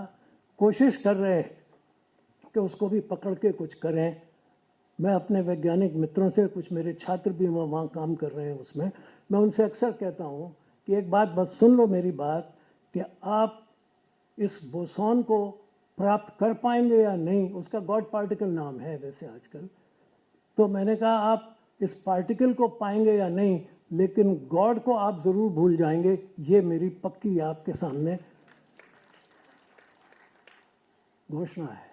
आप गॉड को तो पाएंगे या नहीं पाएंगे, मगर ये पार्टिकल से भी हाथ, खरबों रुपया, thousands of billions of rupees dollars खत्म हुए उसमें, चल रहे हैं अभी भी और आगे भी चलेंगे। पृथ्वी भी खोदी जा रही है, दूर तक टनल्स बनाए जा रहे हैं। क्यों? लेकिन किस कारण से, किस वजह से, क्या वजह है? ये जिस वैज्ञानिकों ने इस विज्ञान का वो आधुनिक रूप सामने रखा, उसके प्रणेता थे इर्विन श्रोडिंगर। ये आज की जो क्वांटम मैकेनिक्स है उसके प्रणेता माने जाते हैं। इन्होंने शुरुआत की और उनसे पूछा गया आप क्या कर रहे हो? ये बोले मैंने जो किया है उसका नतीजा ये है कि इस दुनिया में एक ही सत्य है जिसको ये हिंदू पंडित बोलता है, क्या? तत्वमसी। तुम ही वो हो, जो ही मैं हूं वही दुनिया है, दैट दाउ आर्ट। जिसको उन्होंने बताया ना, हम ब्रह्मास्मि, जो मैं हूं वही तुम हो। श्रोडिंगर कहता है, इवन श्रोडिंगर, कि जो ये सारा ब्रह्मांड है इसके पीछे जो कुछ चेतनाएं हैं उसका मूल मंत्र है अहम ब्रह्मास्मि तत्वमसि। ये समसामयिकता है पंडित दीनदयाल उपाध्याय की, जो वो समय कह रहे थे कि जनता ना कि सब में एक है, सब में एक ही तत्व है। आज वो इरविन श्रोडिंगर कहता है कि हाँ साहब बिल्कुल यही है, आप ठीक कह रहे हो। और उसने यहाँ तक कहा कि यह मैं ईसाई हूँ और ईसाइयों के विरोध में खड़ा होकर ये बात कह रहा हूँ। क्यों? क्योंकि ईसाइयत में, या जिनको भी आप सेमेटिक धर्म कहते हैं, यहूदी धर्म, मुस्लिम धर्म, इस्लाम धर्म और ये आपका क्रिश्चियनिटी, उनमें अनेक आत्माएं हैं। हाँ, जितने बैठे हम में से हर एक की आत्मा अलग अलग है। इसी को वो दरअसल कहते हैं प्लूरैलिटी ऑफ सोल्स, और इसी में से उन्होंने निकाला है आजकल जिसको कहते हैं प्लूरैलिटी। ये समाज है या दुनिया है, ये प्लूरलिज्म में है। हम लोग गलती से इसका दुरुपयोग करते हैं। हम कहते हैं कि हम बड़े प्लूरलिस्टिक सोसाइटी हैं। जी नहीं, आप प्लूरलिस्टिक सोसाइटी नहीं है, हम एकात्मक सोसाइटी है। हमने सब में एक माना है, प्लूरलिज्म नहीं है। आपके अंदर की चेतना, मेरी चेतना, इस कुर्सी की चेतना है, इसकी माइक्रोफोन की चेतना, ये बिल्कुल एक है। ऑल इज वन, इसमें कोई फर्क नहीं है। यही श्रोडिंगर बोलता है, यही दीनदयाल जी ने कहा था। सर्वात्म, एकात्मा ना बात, सर्वात्म, सब में वही आत्मा है, सब में वही चेतना है। ये बात कहने से फर्क पड़ जाता है। पश्चिम ने जो कुछ किया है वो उसी सिद्धांत के आधार पर किया, जिसके दोनों सिद्धांत ये थे कि एक तो प्लूरलिज्म है और दूसरा ये कि रिडक्शनिज्म है, आपको तोड़ना है, तोड़ कर ही आप समझ सकते हैं। और दूसरा ये है कि आप अलग अलग हैं, आप एक नहीं हैं। ये दीनदयाल जी की जो विशेषता थी, और जो आज जिसको विज्ञान मान रहा है, तो लगभग मैं सारे नाम लेना नहीं चाहता, समय का भी अभाव है और उसकी आवश्यकता भी नहीं है। लेकिन ये अब वो कहने लगे कि हाँ ये बिल्कुल ठीक बात है, ये तो है, लेकिन खतरा है। ये कैसे कहें कि खुदा जुदा है हमसे, वो अलग बैठा हुआ है। ये कैसे कहें कि गॉड वहाँ है, और गॉड को प्राप्त करने के लिए हमें बीच में एक होली घोस्ट की जरूरत है, उसके बिना नहीं जा सकते। अगर आपको भगवान को पाना है तो बीच में एक चाहिए आरती, जिसकी कि बिना उसके आप जा नहीं सकते, पहुंचाएगा नहीं आपको। हमने ये नहीं कहा, दीनदयाल जी ने कहा नहीं भाई सब समान है इस मामले में, इस चीज़ों में। इसलिए उन्होंने जो बातें कही वो सार्वत्रिक है, वो केवल भारत के लिए नहीं है। हाँ, उनका प्रयोग भारत में कैसे होना है, चीन में कैसे होना है, अफगानिस्तान में कैसा होना है, अफ्रीका में कैसा होना है, वो अलग बात है। लेकिन जो उसका मूल सिद्धांत है वो सार्वत्रिक है। प्रयोग में ज़रूर अंतर होगा, भौगोलिक स्थितियां हैं, प्राकृतिक स्थितियां हैं, पुरानी हमारी जो परंपराएं हर देश की, उनकी अलग अलग परिस्थितियां हैं, लेकिन कुल मिलाकर के अगर रास्ते में जाना है तो उधर जाना होगा। पश्चिम ने क्या कहा हमसे? उसने कहा कि भाई अगर आपको तरक्की करनी है तो आपको क्या करना है? आजकल एक शब्द आप सुनते होंगे बहुत बड़ी मात्रा में, जीडीपी। अगर आपकी तरक्की करनी है तो आपकी जीडीपी बढ़नी चाहिए। अगर जीडीपी बढ़ रही है तो आप तरक्की कर रहे हैं। हर सरकार बोलती है, हमारी सरकार भी बोलती है, राजनाथ जी भी बोलते हैं इस बात को। जब भी पूछो तो इनसे कहेंगे जीडीपी बढ़नी चाहिए। उपराष्ट्रपति महोदय से भी अगर कोई पूछेगा तो कहेगा कि भारत की जीडीपी बढ़नी चाहिए। बढ़नी चाहिए, मगर क्या बढ़नी चाहिए? जीडीपी माने क्या? जीडीपी का मतलब है कि जो कुछ आप उत्पादन कर रहे हैं, ग्रॉस डोमेस्टिक प्रोडक्ट जिसको कहते हैं, उसका मूल्य क्या है? उसका मूल्य क्या है? अर्थात अगर आपने कहा कि हमने उत्पादन कर लिया, अरे भाई क्या कर लिया? तो आप यही कहोगे ना कि हमने इतने टन फलानी चीज़ पैदा कर दी, इतने कर दी, पर उसका विनिमय आप करते ना हो, सम करेंसी, कुछ चीज़, उसका इंडेक्स क्या दिया आपने? जीडीपी। कि अगर ये बढ़ रहा है तो समझ लीजिए आप, मगर है क्या? उत्पादन। आप कहते हैं ना ग्रॉस डोमेस्टिक प्रोडक्ट। प्रोडक्ट कहाँ से? क्या आसमान से आता है? प्रोडक्ट तो जमीन के अंदर से आता है। प्रोडक्ट का मतलब है कि आप जो कुछ पृथ्वी में प्रकृति ने हमें दिया है, आप उस प्रोडक्ट को बदल देते हैं अपने यांत्रिक उपयोगों से, और उसके लिए फिर आप हमारे सामने मार्केट प्रोड्यूस भी रखते हैं कि भाई अब आप इसका मूल्य लगाइए। तो आप जो आज कर रहे हैं वो क्या कर रहे हैं? प्रगति का मानदंड आपने रखा है कि जितनी तेजी से आप प्रकृति का ह्रास कर रहे हैं, प्रकृति में से सामान ले रहे हैं, लोहा निकाल रहे हैं, सोना निकाल रहे हैं, मिट्टी का तेल निकाल रहे हैं, पेट्रोलियम निकाल रहे हैं, ये जितनी भी चीज़ें आप जितनी जल्दी से निकाल सकेंगे और जितनी जल्दी मार्केट में फेंक सकेंगे, उतनी ही जल्दी आपकी प्रगति हो रही है। तो आप सुन रहे हैं कि हमारी अमेरिका की जीडीपी इतनी है, चीन की इतनी है, हमारी इतनी है। हर रोज़ आता है कि 7% हो गई, दूसरे की 2% रह गई, तीसरे की 3% हो गई, चौथे ने 4% कर ली। तो ये है क्या चक्कर? ये क्या चीज़ हो रही है? और इसको आपने प्रगति का मानदंड मान लिया है। पर हो क्या रहा है उसमें? क्या जीडीपी बढ़ गई तो आपका स्वास्थ्य सुधर गया? अगर बाजार में कल ये लिखा जाए, एक हेडिंग दे दिया जाए सारे बाजार के अंदर कि आज हिंदुस्तान की जीडीपी 10% से बढ़ के 12% हो गई, तो क्या आपका स्वास्थ्य 10% से 12% हो गया? क्या आपकी शिक्षा 10% से 15% हो गई? क्या हो गया? क्या आपके बैंक में रखी हुई जो आपकी पूंजी है वो बढ़ गई? स्टॉक मार्केट की तो बढ़ गई, आपके शेयर की मार्केट से तो पूंजी बढ़ गई। तो आपकी प्रगति का मानदंड क्या है? आपका स्वास्थ्य बढ़ गया क्या? मैं पूछता हूं लोगों से कि भाई ठीक है, जीडीपी तो बढ़ गई, पर हेल्थ में क्या हुआ? फूड में क्या हुआ? एजुकेशन में क्या हुआ? इसका जवाब नहीं है। और इसका जवाब अब पश्चिम में बहुत तेजी से खोजा जा रहा है। वहाँ के एक प्रेसिडेंट ने ये कहा, भाई ये क्या चक्कर है? अगर मार्केट की बात देखें तो सवेरे मार्केट में मेरे शेयर का भाव इतना था और दोपहर तक घट गया और शाम को फिर बढ़ गया। तो क्या हो रहा है? क्या मानव की प्रगति सुबह शाम दोपहर इस तरह से हो रही है? क्या ये बाजार के उतार चढ़ाव से क्या मनुष्यों की संस्कृति में कुछ उतार चढ़ाव आ रहा है? हम अधिक संस्कृत बन रहे हैं, अधिक सुशब्द बन रहे हैं, या हम मार्केट भी कर रहे हैं? मार्केट भी है और मार्काट भी है और प्रगति भी है। क्या तीनों चीज़ें एक साथ चल सकती हैं? नहीं।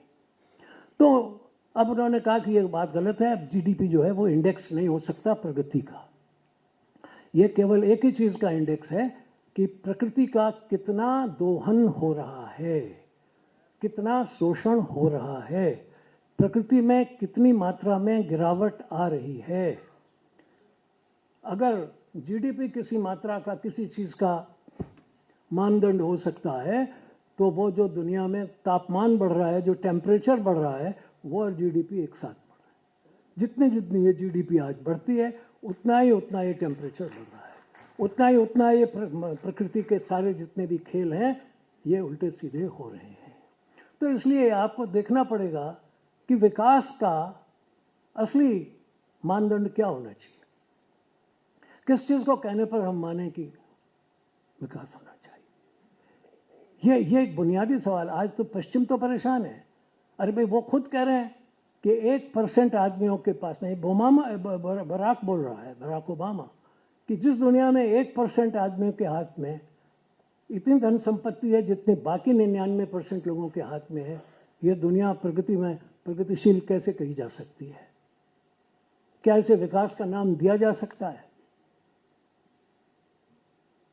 किसी भी दुनिया में जहां अगर आप देखें, रोज हत्याकांड हो रहे हैं, कोई जगह दिन खाली नहीं है। एक हिंसक समाज बन रहा है, हिंसा भी बढ़ रही है और जीडीपी भी बढ़ रही है।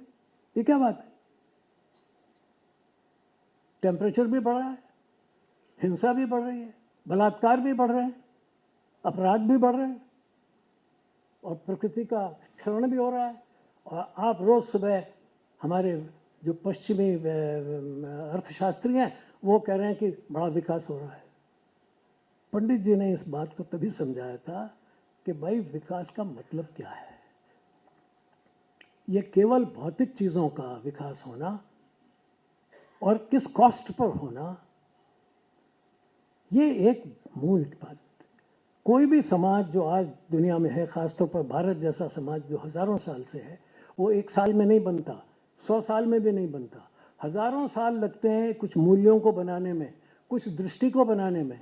हमने दृष्टि जो बनाई थी, उसी को तो दीनदयाल जी ने बताया कि भाई इसको समझो। हमारे यहाँ अभी इसमें बोला नहीं है इन्होंने, अपने बजरंग लाल जी ने, हमारे जैन शास्त्रों में क्या कहा, हमारी उपनिषद ने क्या कहा, हमारा जो सामान्य व्यक्ति है वो क्या बोलता है। अगर आप उसके व्यवहार में उसकी भाषा को सुनेंगे तो वो यही कहता है कि भाई, मेरे पास कितना चाहिए, साईं इतना दीजिए जामे कुटुंब समाए, न मैं भूखा रहूं और न साधु भूखा जाए। यानी आप एक कंजम्पशन के ऊपर, आप अपने उपभोग के ऊपर कुछ नियंत्रण रख सकते हैं या नहीं? अगर वो आप नहीं रख सकते तो फिर तो इसी माया जाल में जाएंगे। इसलिए हमारे यहाँ कहा उन्होंने कि 1000 हाथों से कमाओ और लाखों हाथों से बिखेर दो। ये केवल इसलिए नहीं, और कमाओ तो किस लिए कमाओ, केवल अपने लिए नहीं, चींटी के लिए भी कमाना है, कबूतर को भी खिलाना है, गाय को भी खिलाना है, और किसी दिन साल में एक दिन सांप को भी खिलाना है। ये है क्या, जिसको कहा उन्होंने एकात्म दर्शन, हर एक के लिए। तो ये जो अर्थव्यवस्था है, ये केवल मानव केंद्रित नहीं है, ये प्रकृति केंद्रित है, सृष्टि केंद्रित है। पश्चिम में वो कहता नहीं, तो मी एंड माई सेल्फ, मैं और मेरा उपभोग, मोर इज मोर, जितना खाओ, लेकिन वो भूलता है कि इस मोर में वो अपने आप को कहाँ ले जा रहा है। एक अर्थशास्त्री ने कहा है कि ऐसा लगता है कि 100-200 सालों में मनुष्य ने जो एक डिवाइन एलिमेंट था, जो एक जिसके अंदर दैविक संपदा थी, दैविक गुण थे, उसने अपने आप को एक गंदे कूड़ा खाने वाले सुअर के बीच में के रूप में परिवर्तित कर लिया है। इस हद तक वहां लोगों के अंदर ये भावना आ गई कि अब जो कुछ हो रहा है दुनिया के अंदर, वो तो बहुत गड़बड़ है, उसमें मनुष्य एक पशु बन गया है, ये गलत है।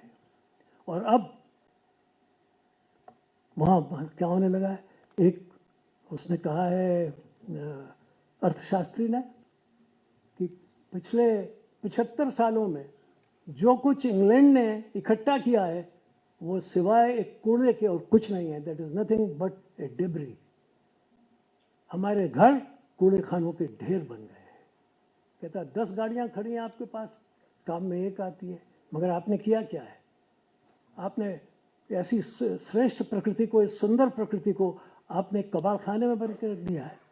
ये जितने हमारे सामान हैं ये कल तो कबाड़ खाने में जानते हैं। जब मैं पैदा हुआ था तब दिल्ली के पास ऐसी बड़ी कूड़े के ढेर नहीं थे, दिल्ली बड़ी साफ सुथरी थी। आज दिल्ली जितनी बड़ी चौड़ी है, जितनी समृद्ध है, उससे कहीं ज़्यादा दिल्ली में कूड़े के ढेर। ये कहाँ से आए? ये आपने उस सुंदर प्रकृति को कूड़े के ढेर में बदल दिया है। This is the change. ये प्रकृति है।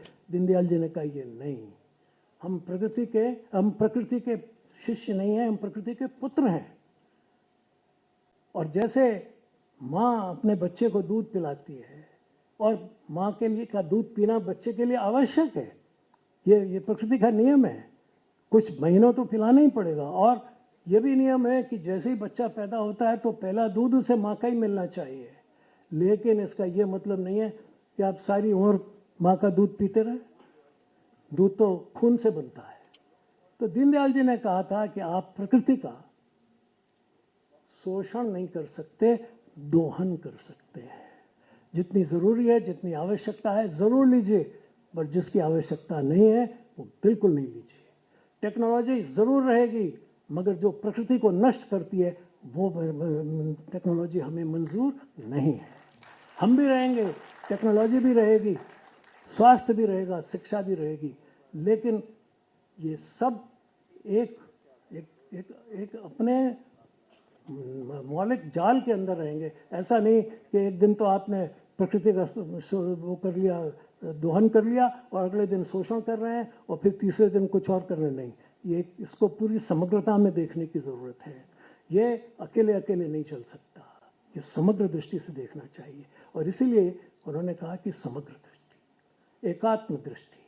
अब मैं ये आपको अंत में एक बात कह के इसे समाप्त करता हूँ कि अभी इन्होंने जिक्र किया था हमारे राजनाथ जी ने कि योग हमारी दुनिया को देन है। बिल्कुल सच है, इसमें कोई, लेकिन योग का रूप क्या है आपको शायद मालूम नहीं होगा कि इस समय $600 बिलियन का योग का मार्केट है।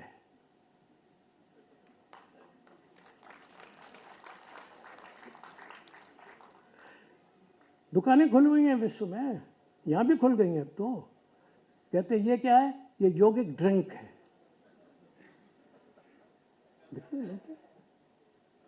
तो ये क्या है भाई? क्या है ये? यानी आप हर चीज का कमोडिफिकेशन कर रहे हैं, हर चीज को बदल रहे हैं। वो तो कर चुके हैं वैसे, वहां वो लंबा खेल हो जाएगा आज कहना। लेकिन ये समझ लीजिए कि everything is marketable, everything is business. जिसमें बिजनेस है वो ठीक है। तो आप एक मनुष्य के स्थान पर एक बिजनेस बन गए, आप मनुष्य के स्थान पर एक कंप्यूटर बन गए। अगर आप क्या हैं आज, ये बात कह के मैं समाप्त करूँगा, आपको शायद बुरी लगे, लेकिन वो ये है कि जब मैं बहुत छोटा था तो चिट्ठियाँ घर में आती थीं, तो उस पर लिखा रहता था ऊपर से बमुकाम फलानी जगह। यानी अगर दिल्ली में चिट्ठी आनी है तो ऊपर लिखा होगा बमुकाम दिल्ली, यानी पहली लाइन बमुकाम दिल्ली। अर्थात पहला जो संकेत होगा वो यह है कि चिट्ठी दिल्ली में जाएगी। फिर उसके बाद होगा कि वो किस मोहल्ले में जाएगी, कहाँ जाएगी। फिर लिखा होगा जाने के बाद इसको मिले, यानी आइडेंटिफिकेशन आपका सब तरफ से करने। तो ये एक सिलसिला था जिसमें आपका मोहल्ला, आपका शहर, ये जुड़ा हुआ था। आज क्या है? आज है दिल्ली 1001। अब दिल्ली लिखने की जरूरत नहीं है।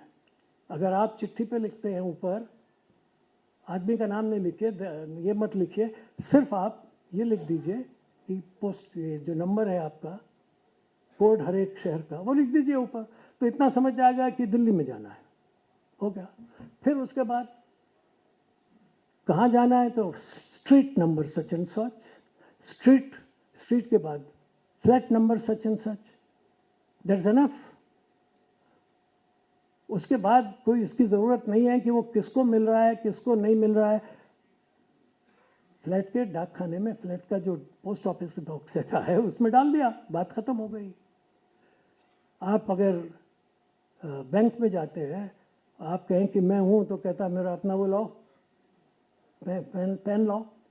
अगर आपके पास पेन है तो आपका पैसा है वहाँ, अगर आपका पेन नहीं है तो आप घूमते फिरिए, यू आर नो वेयर। आधार लाओ। तो आप प्रमुख हैं कि आधार प्रमुख है, पेन प्रमुख है? उन्होंने कहा आप तो क्या होंगे, आपकी पहचान क्या है? आपका पेन, आपका इनकम टैक्स नंबर, आपकी कोई सर्टिफिकेट किसी तरह की कहीं पर है, इसकी जो होता है अपना पासपोर्ट, वो है तो आप हैं।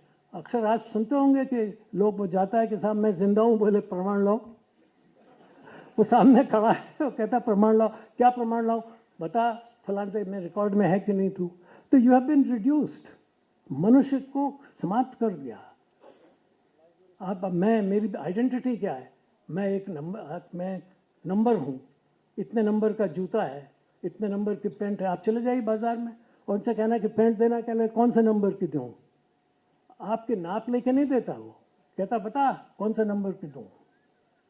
आप कहते हैं यार इतने की ठीक है, फिर कहता नाप के देख लो। नहीं, नापना तो क्या देखना, अगर लेनी है तो ले, नहीं तो दूसरी देखो। सवाल यह है कि आपकी आइडेंटिटी ये नहीं है, आपकी शर्ट कुछ और है, आपका ये सब कुछ और है। और धीरे धीरे इस तरह से मनुष्य को आपने एक नंबर बना दिया। मैं एक नंबर हूं। क्या आप ऐसी दुनिया में रहना पसंद करेंगे?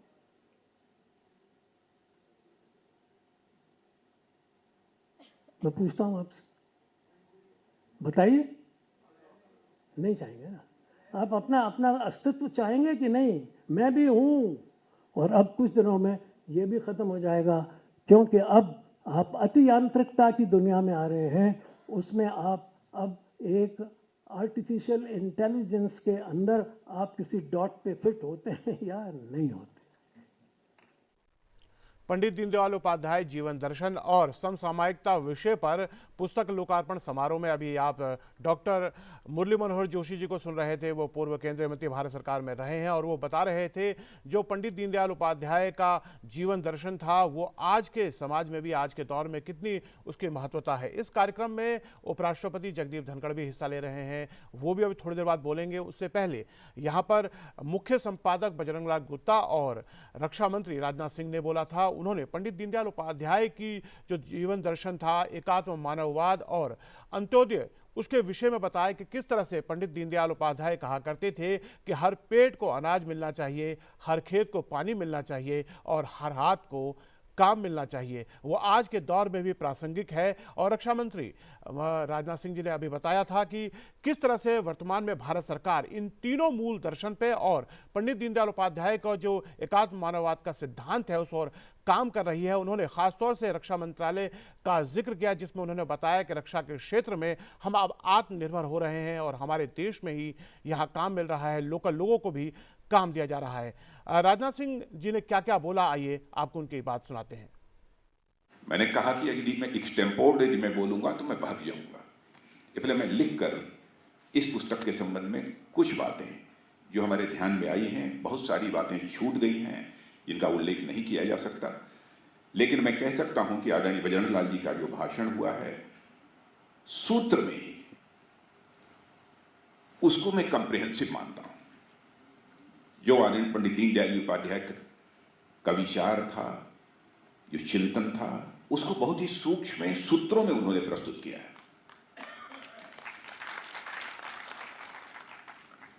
और आप सभी जानते हैं कल पंडित दीनदयाल उपाध्याय की जयंती है। सबसे पहले मैं एकात्म मानववाद के प्रणेता और भारतीय राजनीति में शुचिता और प्रामाणिकता के नए प्रतिमान गढ़ने वाले महामानव पंडित दीनदयाल जी की उपाध्याय जी की जयंती की पूर्व संध्या पर उन्हें स्मरण भी करता हूं और उनकी स्मृति को मैं नमन भी करता हूं। आज हम सब उनके जीवन दर्शन और उनके दर्शन की समसामयिकता पर 5 खंडों में प्रकाशित पुस्तक के विमोचन के लिए यहाँ पर उपस्थित हुए हैं। इन पुस्तकों का संपादन आदरणीय बजरंग लाल जी गुप्त ने किया है, जिन्हें मैं मौजूदा समय में भारत के सम्मानित आर्थिक चिंतक और विचारक के रूप में देखता हूं। और जिन लोगों ने भी इन्हें सुना होगा वह भी मेरे इस विचार से सहमत होंगे। यह पुस्तक 5 खंडों में लिखी गई है। दीनदयाल जी के 5 वैचारिक पक्षों की यह विस्तृत विवेचना प्रस्तुत करती है। ये सभी खंड मिलकर पंडित जी की मुकम्मल वैचारिकी या उनका विचार रहा है उसको हमारे सामने प्रस्तुत करते हैं। साथियों, पंडित दीनदयाल जी उपाध्याय द्वारा मानवता को एक अनमोल देन एकात्म मानववाद है और यह भारतीय समाज की परिस्थितियों और आवश्यकताओं की उपज है, जिसे पंडित दीनदयाल जी उपाध्याय ने एक दर्शन के रूप में हमारे सामने प्रस्तुत किया।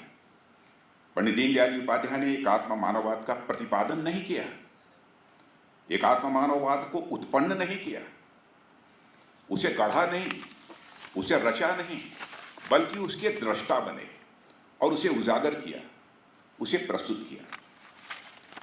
मित्रों, एकात्म मानववाद भारतीय मन की प्रकृति है, भारतीय मन का संस्कार है, जो आज से नहीं सदियों सदियों से चला आ रहा है। और पंडित जी भारतीय संस्कृति की पहली एवं एक पंडित दीनदयाल उपाध्याय जीवन दर्शन और समसामयिकता विषय पर पुस्तक विमोचन जो 5 खंडों में हो रहा है, उसमें उपराष्ट्रपति जगदीप धनखड़ मुख्य अतिथि के तौर पर हिस्सा ले रहे हैं। आइए आपको सीधे ले चलते हैं समारोह में। कहीं होगी कि हमने स्वयं ने डॉक्टर जोशी को मुखातिब होते हुए साक्षात रूप में सुना है। आज आपने बहुत दिल से अपनी जो बात कही है, मैं उसके लिए आपका हार्दिक धन्यवाद करता हूं। आज इस कार्यक्रम में आशीर्वचन हमारे आज के समारोह गौरव उपराष्ट्रपति महोदय श्री जगदीप धनखड़ जी, जो सरल सहज सौम्य है, उसकी सौम्यता आप स्वयं देख सकते हैं, वो अपना आज का वक्तव्य हमें प्रदान करेंगे। श्री जगदीप धनखड़ जी, उपराष्ट्रपति भारत गणतंत्र।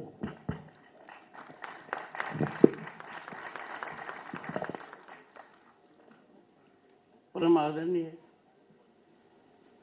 डॉक्टर मुरली मनोहर जोशी जी, आदरणीय श्री राजनाथ सिंह जी, आदरणीय doctor Bajranglal Gupta ji,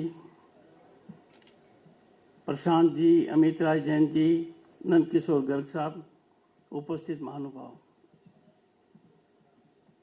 I was never in my life at such a cross road. यहाँ जो भी व्यक्ति बैठे हैं वो मेरी हालात का अंदाजा लगा सकते हैं। आशीर्वचन देने की स्थिति में मैं नहीं हूं, इस बात को क्यों नहीं समझा जा रहा है?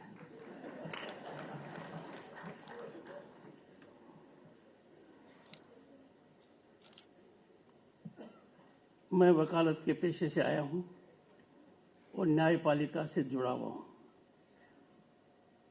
जब वकील बहुत अच्छी बहस करे और आपका नंबर बाद में आए तो बुद्धिमता है।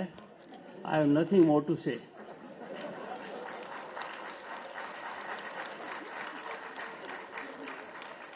And the wisest judge is one who is part of a bench and writes at the end of the day, I agree.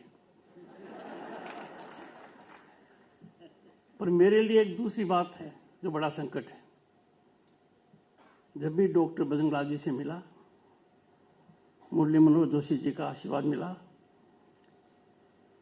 Rajnath ji ने कृपा की, कभी नहीं सोचा था, never thought I shall be so embarrassed by their intellect, by their knowledge, by their experience, by their erudition. बहुत तरीके से कह दिया गया।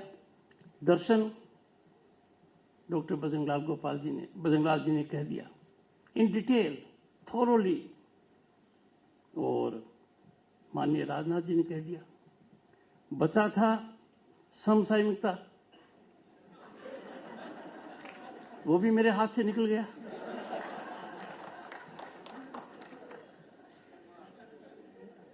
So now I have become a challenge to myself.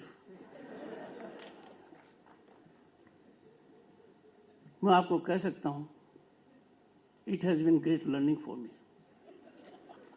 And these books will be source of inspiration, motivation, enlightenment for everyone.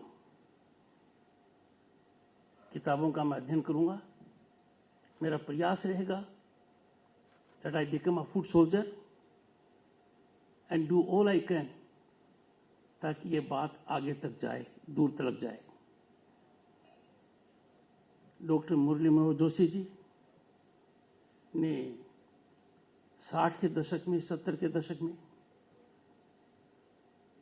देखा है, as a young person उनको महसूस किया है. He knows it personally, is a great advantage.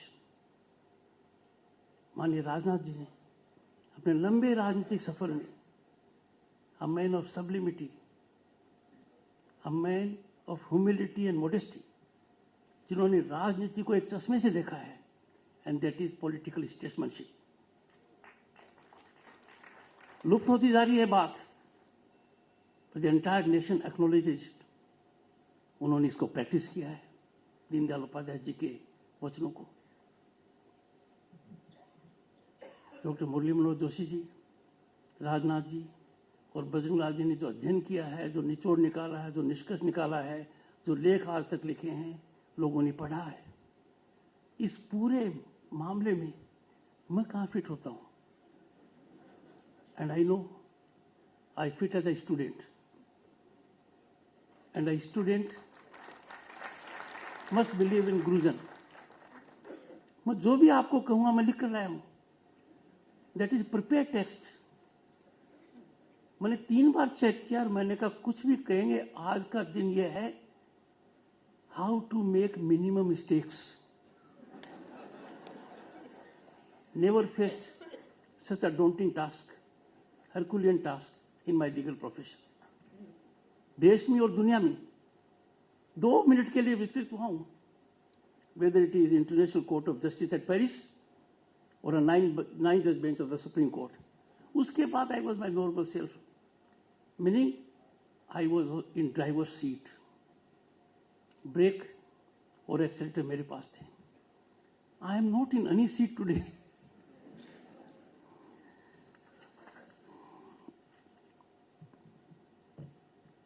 पर दीनदयाल जी के कुछ सोच को जो मैंने पढ़ा, देखा, सुना और लोगों से लंबे समय तक सुना, क्योंकि उनके संबंध में कोई भी कार्यक्रम होता था मैं जाता था.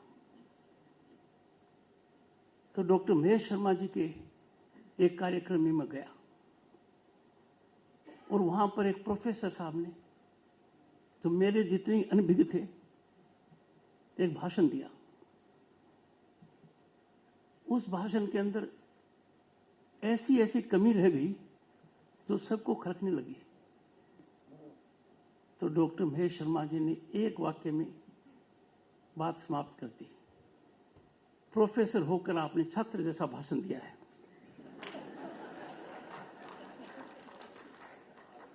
But I can assure you, I am not going to get into that trap.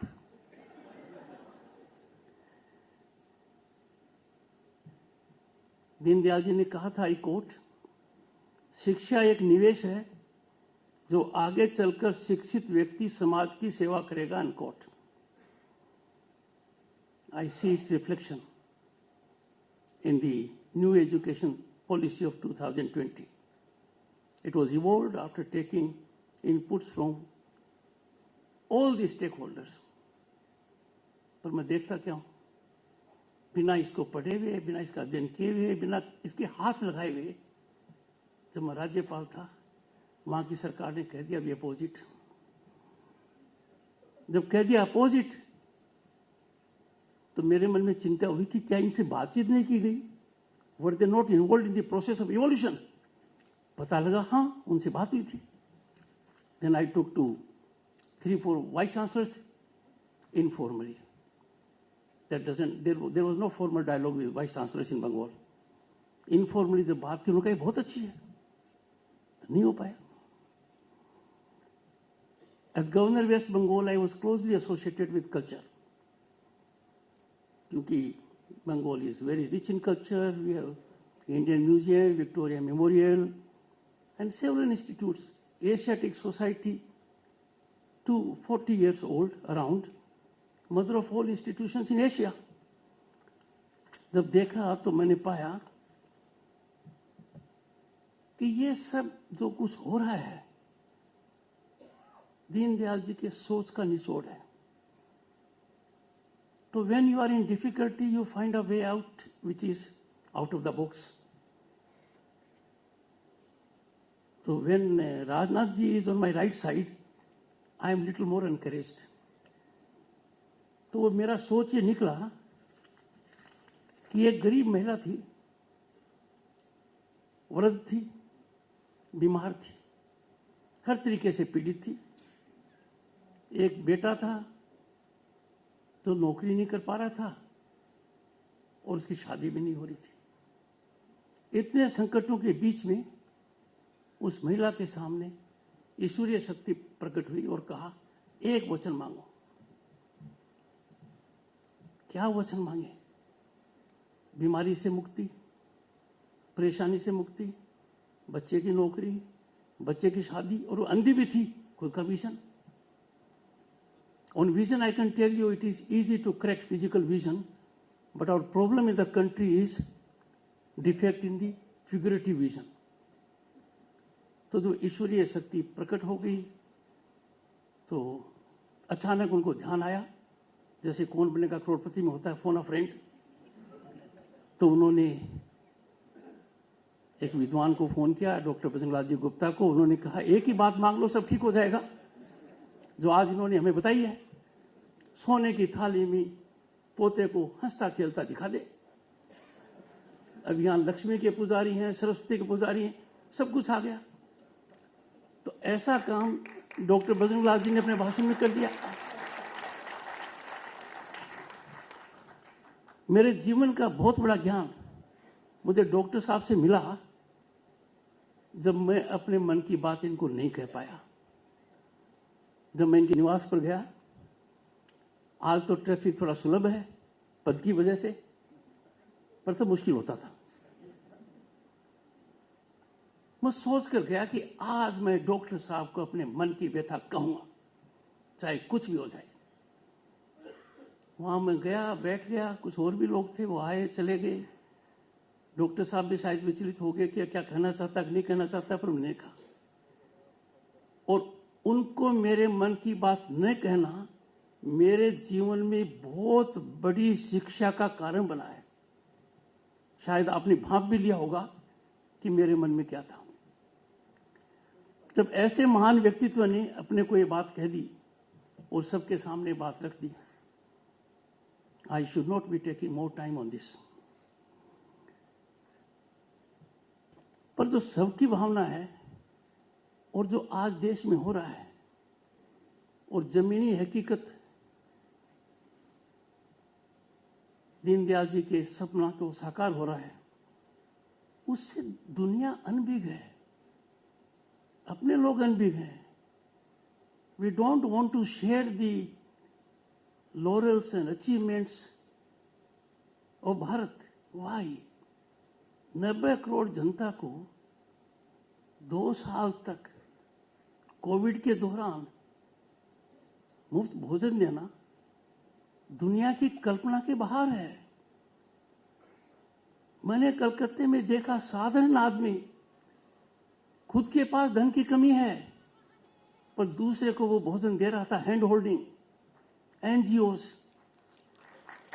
विश्व के सामने इतनी बड़ी चुनौती में हमने क्या देखा? Our civilisational ethos were in full glare. और तभी हम इतने संकट को पार कर पाए. पर एक दूसरा सीन भी है, नुक्ताचीनी का. कुछ लोगों की एक कॉटेज इंडस्ट्री थी पहले, अब ये बड़ी मैन्युफैक्चरिंग यूनिट बन गई है. They will find fault with everything good that happens. Our honorable defense minister, whose achievements are glorious, we feel more secure than ever before. his observations in the country and outside the country are very impactful. ये सब हमसे share नहीं कर सकते, but एक second में कह देंगे इंडिया डिफेंस इज वल्नरेबल। अरे भाई, आपने ज्ञान नहीं किया, अध्ययन नहीं किया, समझा नहीं, समस्याओं को नहीं समझा। दुनिया के किस कोने में आप रहते हैं? धरती से आपका लगाव कम हो गया है, पर मीडिया से आपका लगाव बहुत ज्यादा है।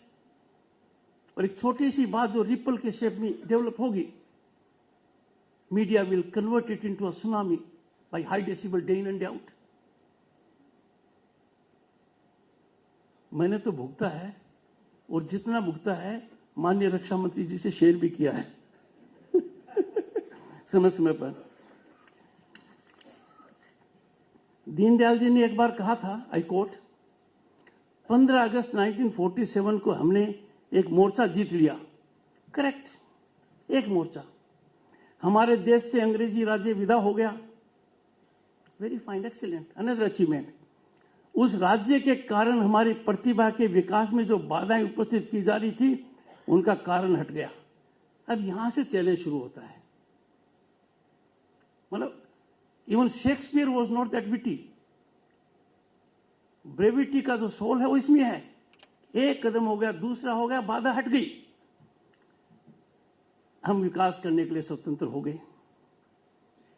अब कितना हुआ, कितना नहीं हुआ, ये सबके सामने है। इस विषय पर मैं नहीं जाना चाहता। अपनी अनुभूति का मार्ग खुल गया है, किंतु अभी भी मानव की प्रगति में हमको सहायता करनी है, अनकोट। और यह सहायता मैंने देखी है पिछले कुछ सालों में। 89 to 91 जब संसद सदस्य था, 50 गैस कनेक्शन एक एमपी को मिलते थे, and that was a power in my hand. वर्तमान शासन व्यवस्था में इन वर्षों के अंदर 17-18 करोड़ मुफ्त दे दिए। Is it not a big change?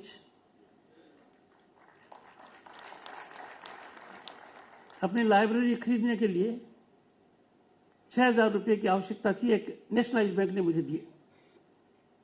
वो जीवन में मेरा यादगार पल था। आज 25 करोड़ लोग बैंकिंग इंक्लूसिविटी में एक साथ आ गए। Is it not a great achievement, staggering achievement which nations of the world even can't digest? Economists will fail in assessing it. ये हुआ है। आज के दिन what we need is an innovation, an idea, a scheme, and money is not a constraint. तो कुछ हद में दीनदयाल जी का सपना साकार हो रहा है। It is being reflected on the ground.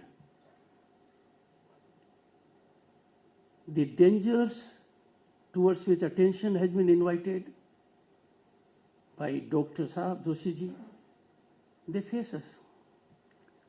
Everyone knows about it. There is no united effort to find a solution. And that is why if a man becomes a machine, he becomes a number, then we face real danger. COVID was a menace to humanity beyond caste, creed, religion, culture, political party, rich or poor. But COVID का एक फायदा हुआ जिसकी ओर doctor साहब ने बड़ा संकेत दिया बिना कोविड का हवाला दिए हुए। जिन लोगों के लिए हमारे पास समय होना चाहिए था, पर हम समय नहीं निकाल पा रहे थे क्योंकि हम मानव से मशीन बन गए थे। अर्थ को अर्जित करने में हम अंधाधुंध लग गए थे। उनको अपनों के साथ समय व्यतीत करना पड़ा।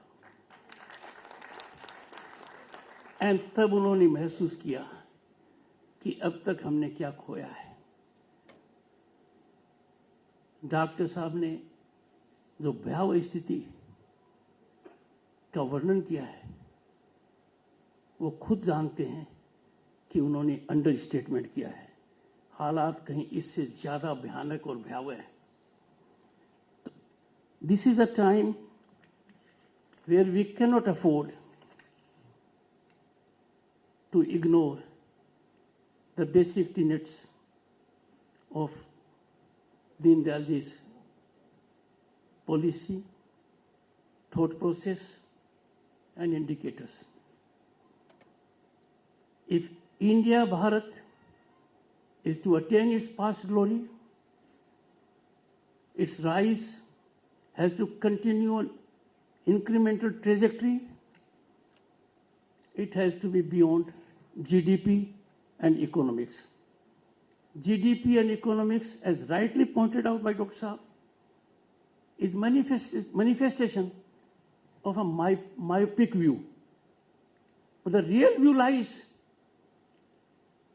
growth in all the elements that matter to society, and society is represented by human beings. I would conclude by saying we have developed a tendency which is absolutely amazing, beyond our scriptures, Vedas, civilization ethos. दूसरे का पक्ष हम सुनने को तैयार ही नहीं। मैंने आते ही पता लगाया क्या ऑडियंस में कोई राज्यसभा का सांसद है, और है तो उसको नमस्कार करूंगा, because I have to seek his or her support. And seeking support for what? Be disciplined, be decorous, contribute for the sake of posterity, have full expression. अब जब ये चैलेंजेस सामने आते हैं, I am sure we all have to be in high alert situation. I am indeed grateful, indebted to the organizers to have afforded me a lifetime opportunity to share dais with whom I have no authority to share dais. I need to be worshipping all of them. And there are many in the audience who are source of inspiration.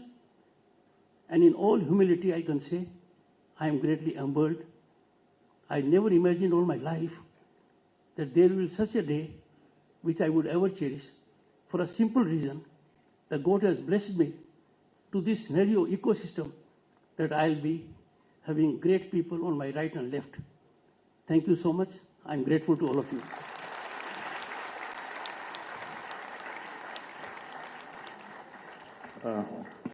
बहुत बहुत धन्यवाद आदरणीय उपराष्ट्रपति महोदय श्री जगदीप धनखड़ जी। आपकी सहजता, सौम्यता, सरलता आपके अभिभाषण से आप सब लोग समझ सकते हैं, उसको महसूस कर सकते हैं। मैं 2-3 सूचनाएं हैं, उसके बाद धन्यवाद प्रस्ताव।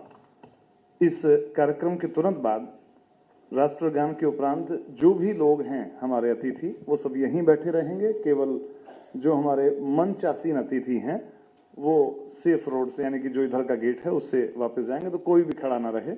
और जो भी लोग ऐसे हैं कि जो इनके साथ बैठना है वो अपना अपना स्थान अपने हिसाब से ले लें। और यहाँ पर आज जितने भी हैं उन सभी लोगों के लिए आयोजन किया गया है हाई टी का।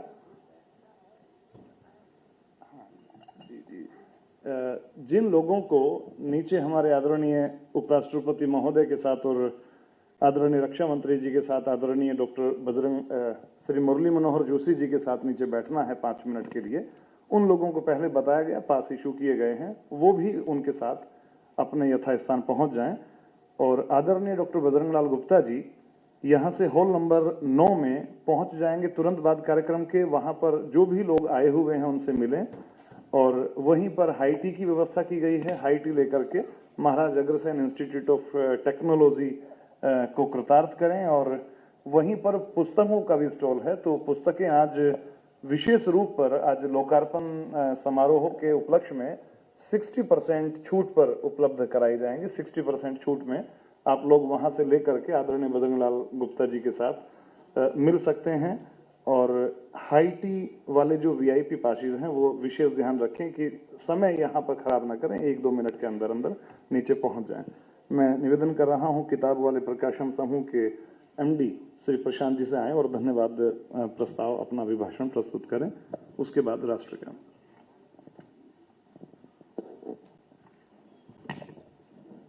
धन्यवाद अमित जी। पुस्तक लोकार्पण समारोह के गौरव भारत गणतंत्र के उपराष्ट्रपति महोदय परम आदरणीय श्री जगदीप धनखड़ जी, मुख्य अतिथि रक्षा मंत्री आदरणीय राजनाथ सिंह जी, मुख्य वक्ता और हमारे मार्गदर्शक डॉक्टर मुरली मनोहर जोशी जी, लोकार्पित पुस्तकों के संपादक और समारोह के अध्यक्ष माननीय डॉक्टर बजरंग लाल गुप्ता जी, सह संपादक doctor Amit Rai Jain ji, doctor Sanjay Verma ji, Maharaj Agrasen Institute of Technology के संस्थापक श्री नंद किशोर गर्ग जी और हमारे आमंत्रण पर पधारे स्नेही सज्जनों, बड़े ही हर्ष का विषय है कि आज हम भारतीय राजनीति के ध्रुव तारा स्वर्गीय पंडित दीनदयाल उपाध्याय जी की 106वीं जन्म जयंती की पूर्व संध्या पर उन पर संपादित 5 खंडों की पुस्तक पंडित दीनदयाल उपाध्याय जीवन दर्शन और समसामयिकता के विमोचन के लिए इकट्ठे हुए। आज यहाँ पर सम्मानित अतिथियों द्वारा दीनदयाल जी के जो नैतिक सिद्धांत और विचार प्रस्तुत किए गए, उनसे प्रेरणा लेते हुए आशा करता हूं कि हम भी देश के विकास के लिए उनके विचारों को आत्मसात करेंगे और देश के विकास में सहायक बनेंगे। साथियों, आज लोकार्पित पुस्तकों के बारे में क्या कहूं, इन पुस्तकों का आनंद तो इन्हें पढ़कर और इनसे सीखकर ही लिया जा सकता है।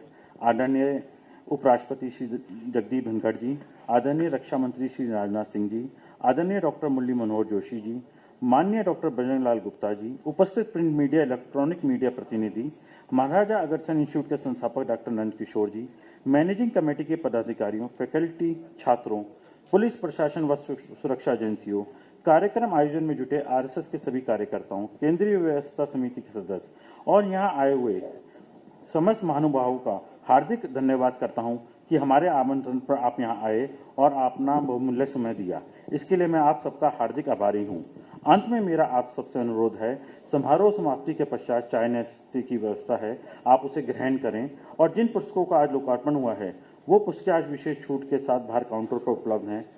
आप आशा करता हूं आगे भी आपके स्नेह की छाव हमें ऐसे ही मिलती रहेगी। आप सभी का हृदय से अभिनंदन, धन्यवाद।